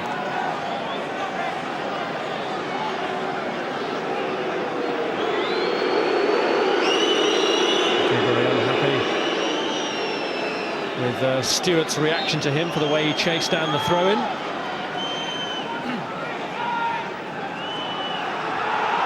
Hreidarsson is now back on, but again a delay before the free kick which Fish takes. Svensson up for it. Cunningham. Hughes with Stuart bidding to get back at him. Here's Dugarry. He's turned into trouble there with Scott Parker.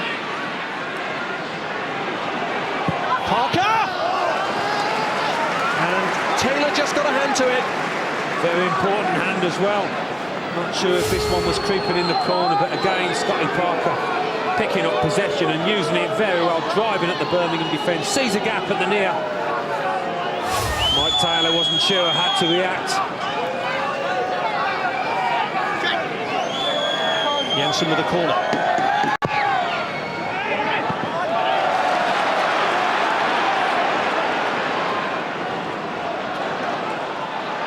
Here's Clapham. Dunn is taken down. And Parker in trouble as a result. Good on his chase. Didn't even attempt for the ball, but David Dunn, quick feet, nudged it round the corner. Yellow card for his trouble, Scott Parker. He's actually shown a red card by the same referee tonight in the match against Wolves earlier in the season, Scott Parker, although it was rescinded on review. Free kick is in towards or beyond Dugarry. And here's Lisbie. Stuart's made a break to his right, Jensen to his left. Flag was up against Graham Stuart in a way. Jensen to his left was in a better position. There he was, yes. I mean, Kevin Lisbie, he's had a few of those runs. He's coming on, picking the ball from deep. Well, they're throwing an extra defender on and taking off a midfielder in Graham Stuart. Jonathan Fortune is the man who's coming on. Well, you can see the logic in that. As Birmingham throw more and more high balls into that central defensive area, Jonathan Fortune can help out in that department. Strong header of the ball.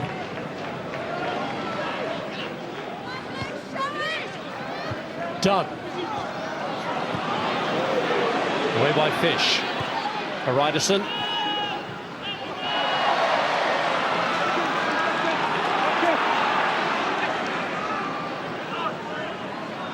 Here's Clemence. Forssell. Parker. And he's onside, Kevin Lisbie. Good save. Cleared in the end by Cunningham. How many of those saves has Mike Tyler made tonight? Something characteristic of Birmingham to force him to do it.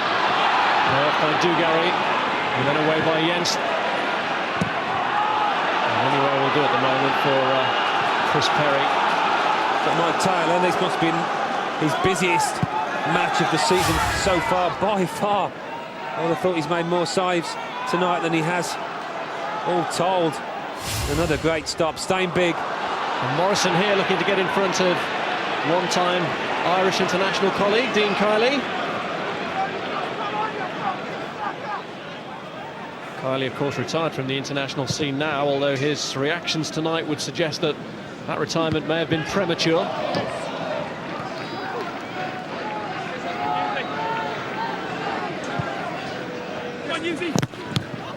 Hreidarsson. Cunningham. There's Hughes. Hreidarsson comes back at him. Jensen. Parker. Lisbie. Parker. Just trying to run it into the corner, although he's got Brian Hughes for company.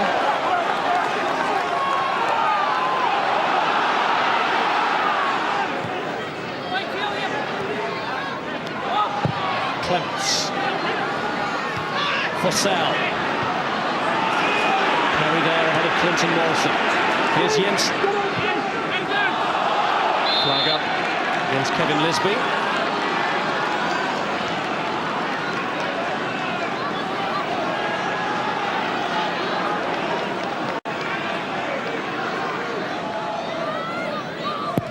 Birmingham beaten just once this season at Old Trafford. Can they still save something from this? Here's Jamie Clapham. Now Dunn. It's a good strike! And Kiely didn't look terribly comfortable with that. Well, it was an excellent strike, and I think this ball must have moved in the air. It was struck perfectly by David Dunn, and Dean Kiely taking no chances. Well, we just see yet another from a corner.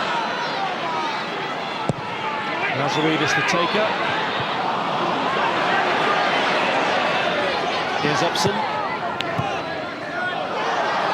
Trying to make room for himself, but it's Parker who clears. And it's Kishishev looking for the break of Jensen here. He's the furthest player forward, although Svensson's now got through to support him. Trying to head towards the corner, but David Dunn frustrated those intentions. Jensen has got through so much running tonight, and he looks a tired man, but he's just trying to retain possession there. Didn't look for the pass. Run down the clock.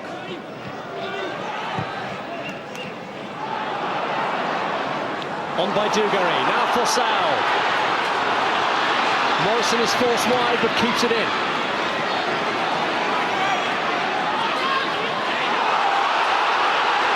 Hughes didn't move on to it. Parker gets it away. Now Hughes. Lazaridis.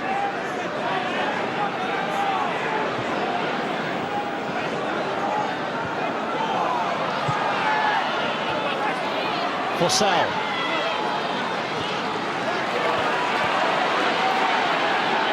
Lazaridis. Come up against Fortune, who does his job.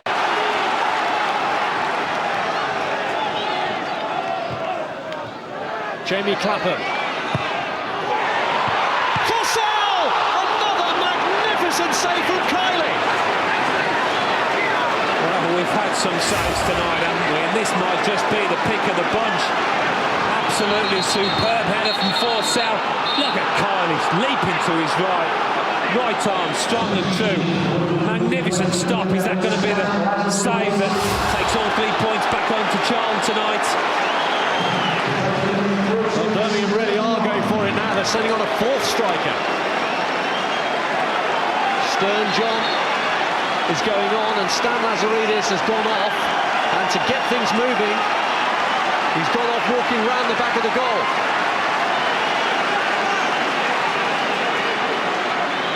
Lazaridis departs. It's Clapham's corner. Dugarry just jumped too early and was leaning on Hreidarsson to try and get there. Well, that's last throw of the dice from Steve Bruce, but that man Dean Kiely, how many saves has he and Mike Taylor had to make tonight? But not just standard saves, absolutely textbook ones out the top drawer. And again, Kiely serving his team brilliantly.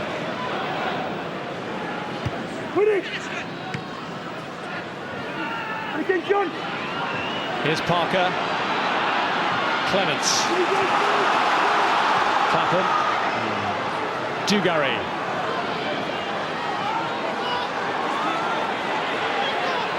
Still Christoph Dugarry. And Kishishev has given away the free kick. Much will now hinge on how much stoppage time is to be added. One or two Charlton personnel will be glancing anxiously at the fourth official, Chris Foy. He holds up 3 minutes. That's how much time Birmingham have to try and get back on level terms.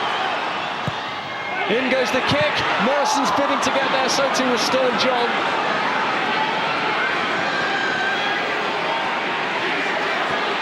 And it's away by Lisbie. Here's Svensson. Now Parker. Holland.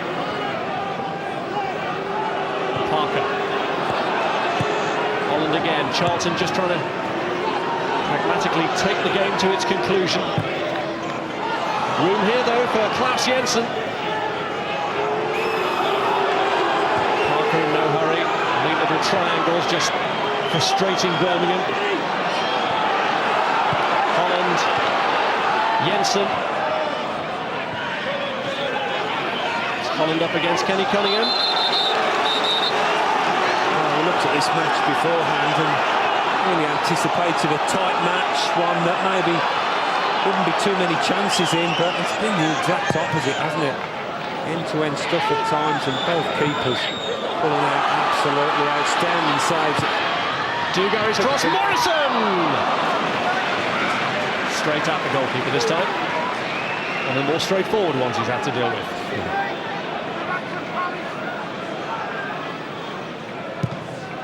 Look at that, what you're saying about the number of attempts we've had. It's even. In all respects. Well, that tells the story, doesn't it? Particularly from Birmingham's point of view, it's an uncharacteristic display. Having kept out clean sheets and been very tight at the back, they've slacked off a bit tonight. Here's Clapham, here's Hughes, Morrison! And he's won a corner off Mark Fish. Yeah, the Charlton players going up to Mark Fish and thanking him. They know without his intervention this could easily have been the equaliser from Clinton Morrison. This could be last chance saloon for Birmingham to get a point and to keep their unbeaten home record this season. It's Dunn's corner. It's met by Svensson, but it's still in the mix as Kishishev gets it away. Clapham wants to get on the end of it. Dugarry does too, but the break could be on here for Charlton to set the seal on it. Parker, though, only has to run it into the corner and buy some time.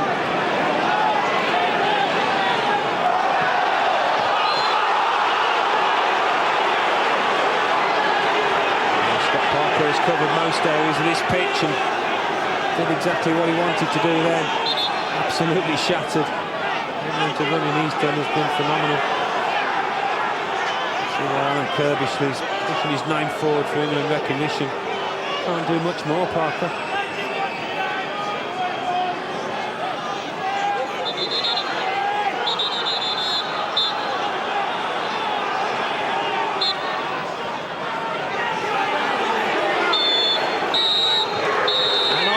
Are smiling for Charlton tonight.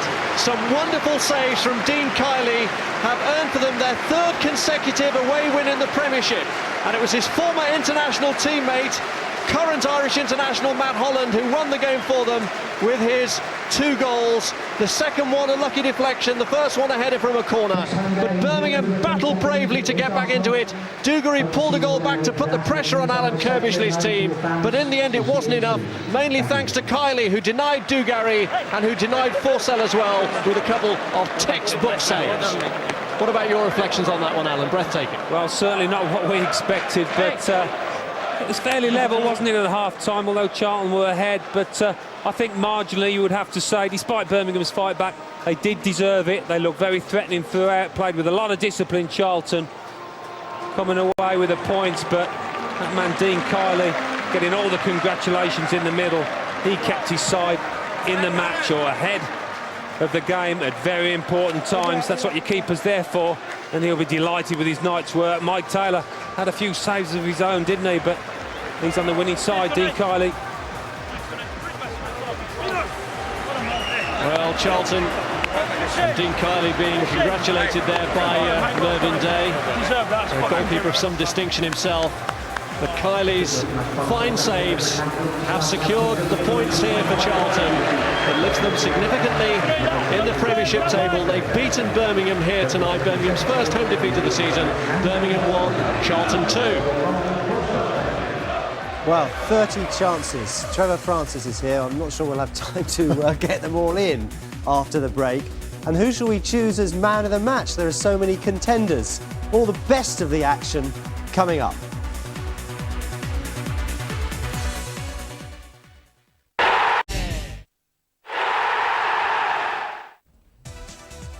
Birmingham 1, Charlton 2. This is how it affects things at the top of the Barclaycard Premiership this evening.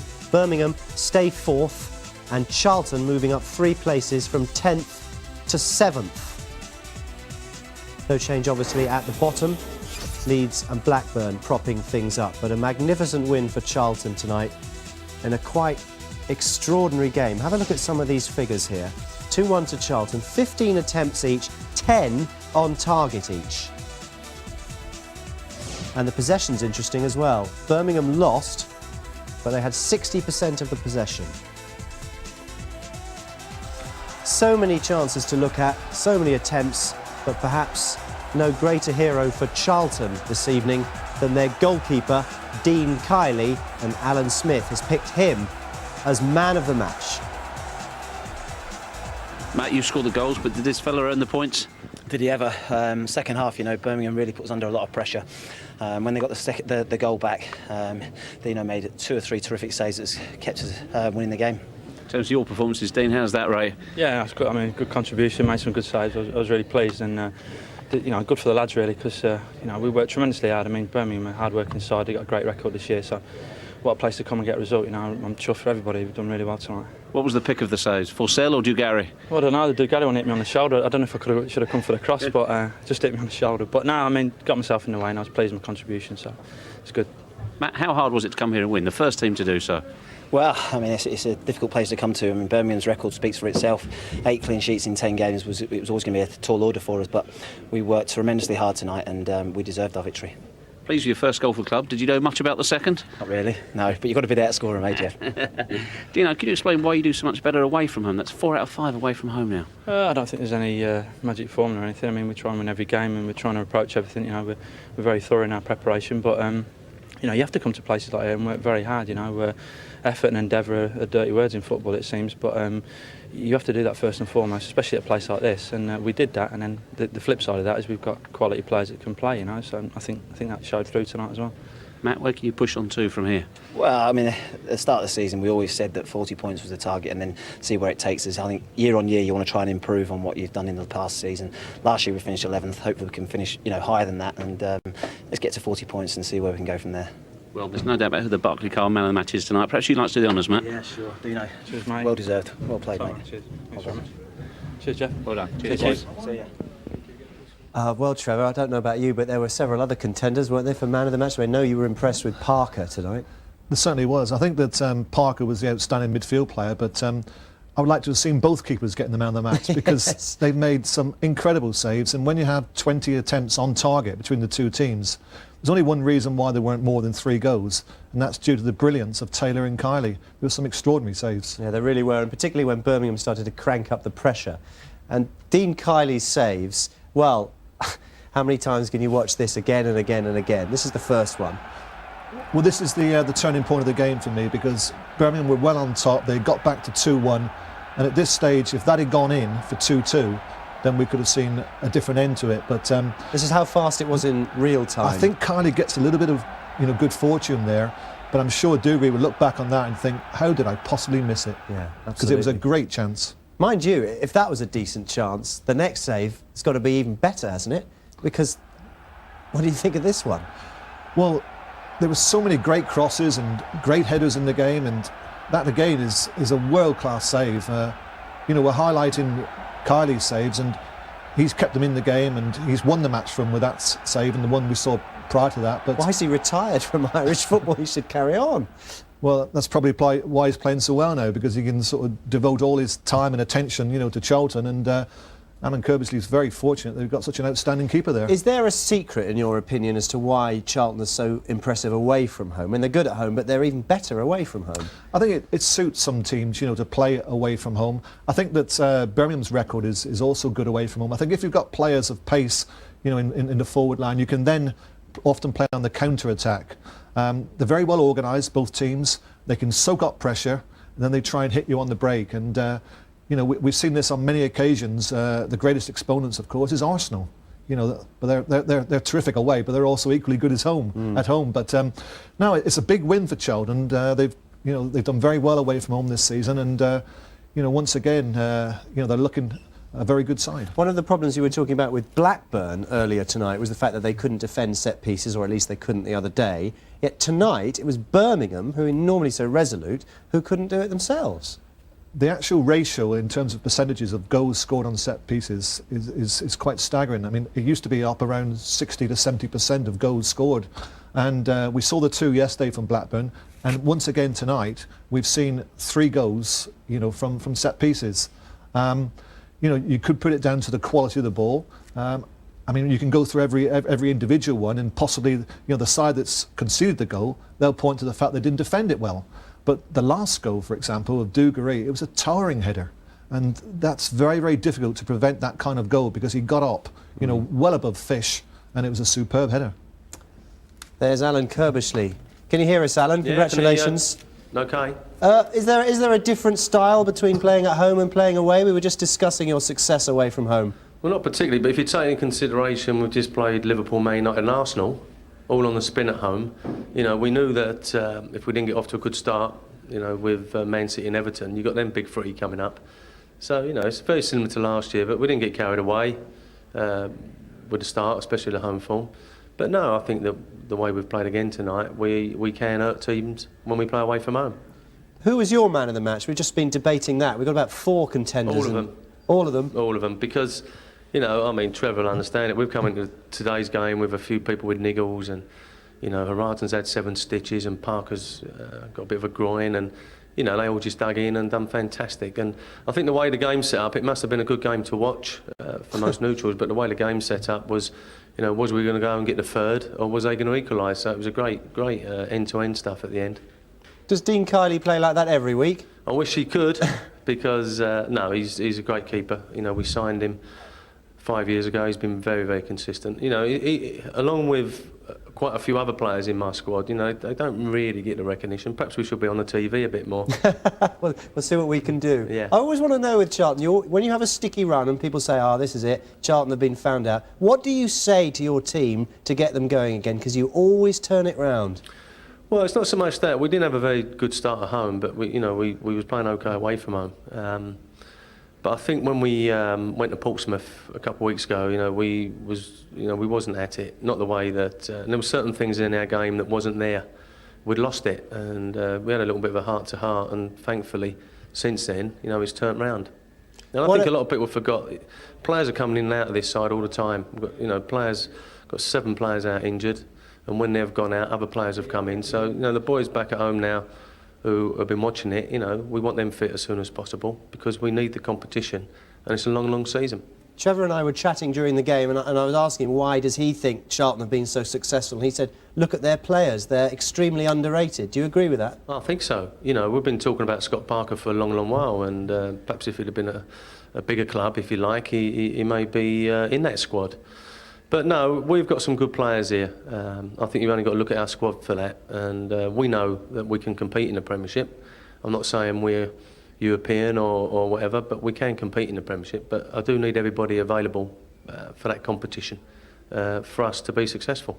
How is Hreidarsson, and also how's Di Canio? Everyone always wants to know about him. Well, Herman was desperate to go back out. I mean, he's had 7 stitches, you know, and he was shaking in that dressing room because of the shock of it, I think. And you know, we wasn't too sure if he was going to last, but he went out there, and I think he just epitomised us. And I'm sure Powell's at home saying that, you know, he could see us doing that tonight because he's come into the club and he knows what we're about. And, you know, he was full of beans as we was leaving because he felt we could go and get a result. So, you know, we've gone and got that, and we look forward to the weekend.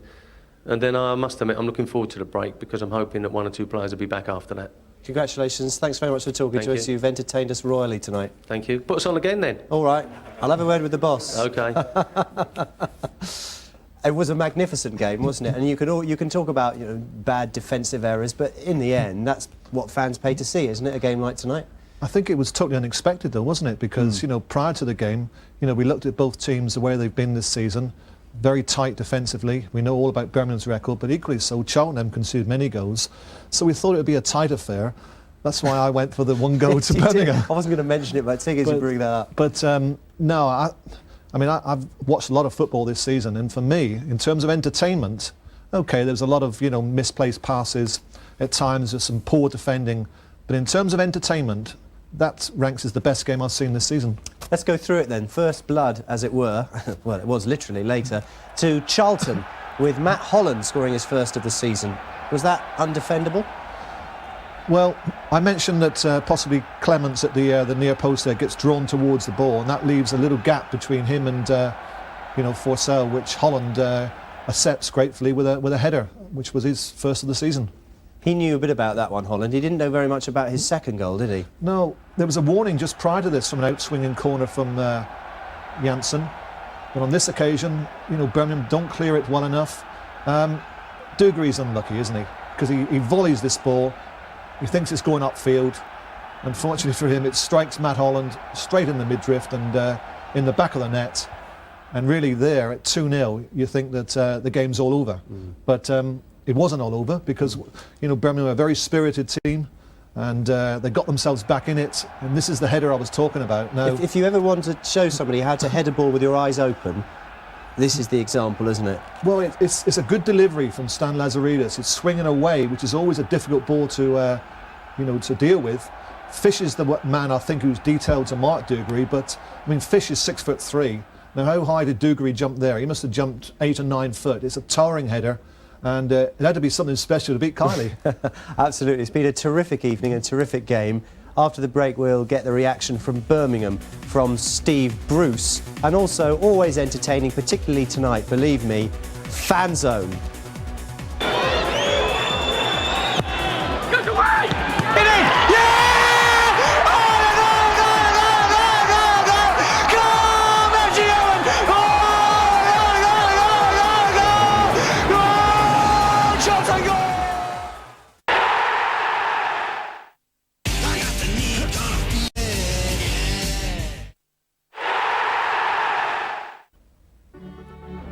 Sure, we can reproduce the excitement of tonight over the next 2 evenings. 7 o'clock, the Champions League coverage starts tomorrow. Partizan against Real Madrid, the whole of that match live if you want it on Sky Sports 2, or Panathinaikos against Stuttgart on Sky Sports Extra. Bruges against Milan, Besiktas Sparta, Celta Vigo Ajax or Porto Marseille. They're all available via our interactive service. On Wednesday, the coverage starts an hour earlier. Arsenal against Dynamo Kiev on Sky Sports 2, Celtic against Anderlecht on Sky Sports Extra, and all 6 other ties on Wednesday evening are available via the interactive service. It has been a very, very entertaining evening at St Andrews, but Birmingham have lost at home. Steve Bruce, the Birmingham manager, is speaking with Jeff Shreeves. Steve, you said before the game that Charlton were the club that you model yourselves on. Was that a demonstration of why? Yeah, you can see why they pick up away from home, and they've got a good record away from home. They're neat and tidy, and they're always a threat against you. I certainly didn't think, though, tonight that we deserved to get beat. You know, I thought it was a draw might have been a fair result. I think both teams have had 15 shots on goal, 10 on target, and their keepers produced 2-3 great saves. So is ours, mine, but I thought a draw might have been a fair result. Were you disappointed to concede 2 goals from set pieces? Well, I think we haven't conceded from a corner in 18 months, touchwood, and then today you concede from 2. So, to be fair to them, they were good deliveries in, and they've obviously worked hard on it, Charlton, but of course you are, and the one thing you don't like to do is concede from set pieces, so we're disappointed about that, but one of them things. Did you have a decent penalty claim in the first half? Well, we thought so. I thought it was handball, but I'm going to say that, innit? Maybe it was one of them where if you get it, you're a little bit fortunate, but I don't know, I'll have to look at your pictures. Once Christophe Dugarry got his first goal this season, do you think, right, that's it, we're in? The crowd were really up, weren't they? Well, the crowd has got behind us, and it certainly lifted the whole spirits of it, lifted Christophe as well, and just after that the goalkeeper's produced a hell of a save to keep out another Christophe effort. So that's what I'm saying, just towards the end we're just thinking, well, I think we've done enough we've gone a bit gung-ho and gone after them a little bit, but I thought we just did enough to maybe snatch a draw. You're still 4th. What do you think you'll have learned from tonight? What do you think I've learned? I think what we all know in the Premier League, Jeff, is if you get carried away with it and think you've cracked it, then you come unstuck. And, you know, basics of conceding 2 goals from set pieces, which we've been extremely good at, has let us down tonight. Now you've got a big game against Wolves next, haven't you? You'll have to lift yourselves for that. They're all big games, of course they are. They're big games, and we're disappointed with it. I thought at times, though, we played some good stuff tonight, and as I said, I didn't think we deserved to get beat. Thanks, Steve. Cheers. It's Monday Night Football. Stand by. It's time for Fan Zone.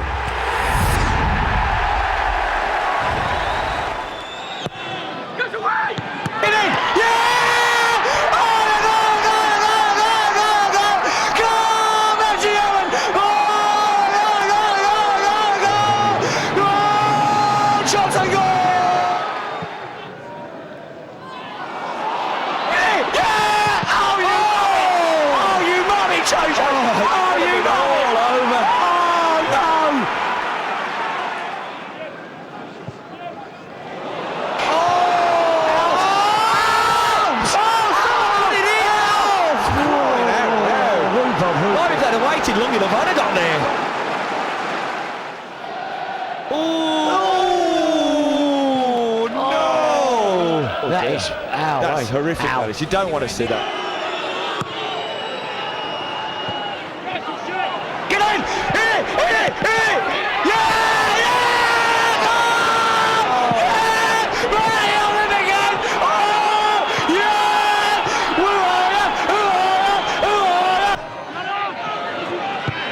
are you? Yes! The bloke who bobbins just sticks it in the back of your net. Bobbins, is he? Shut up.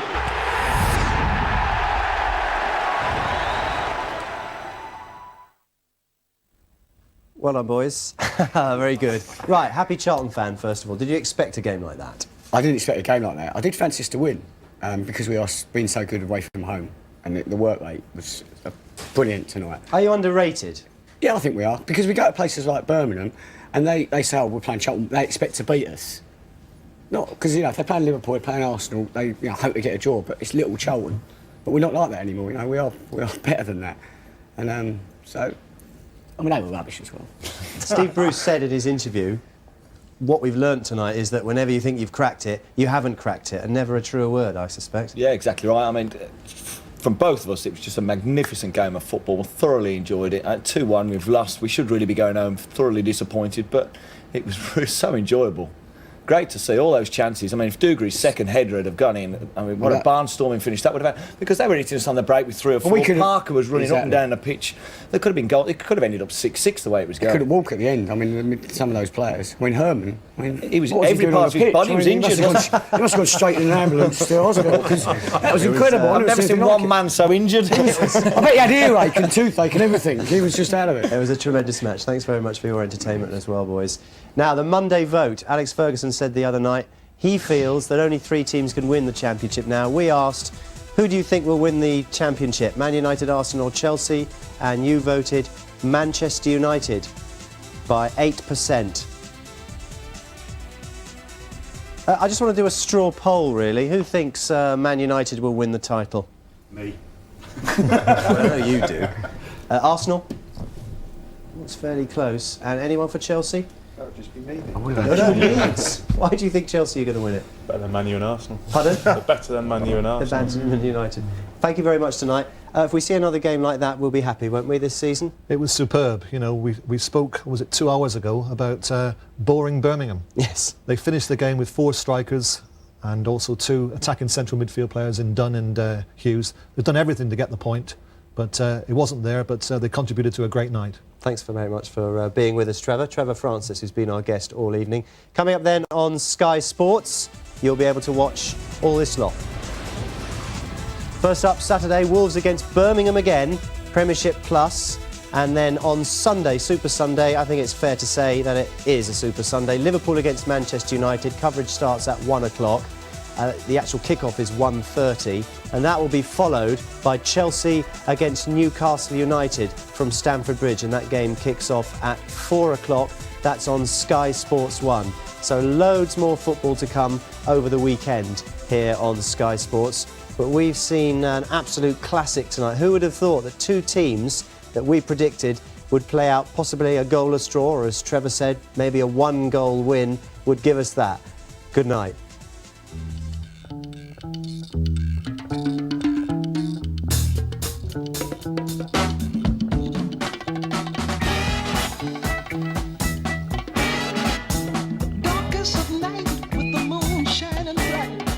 There's a set going strong, a lot of things going on. The man of the hour has an air of great power.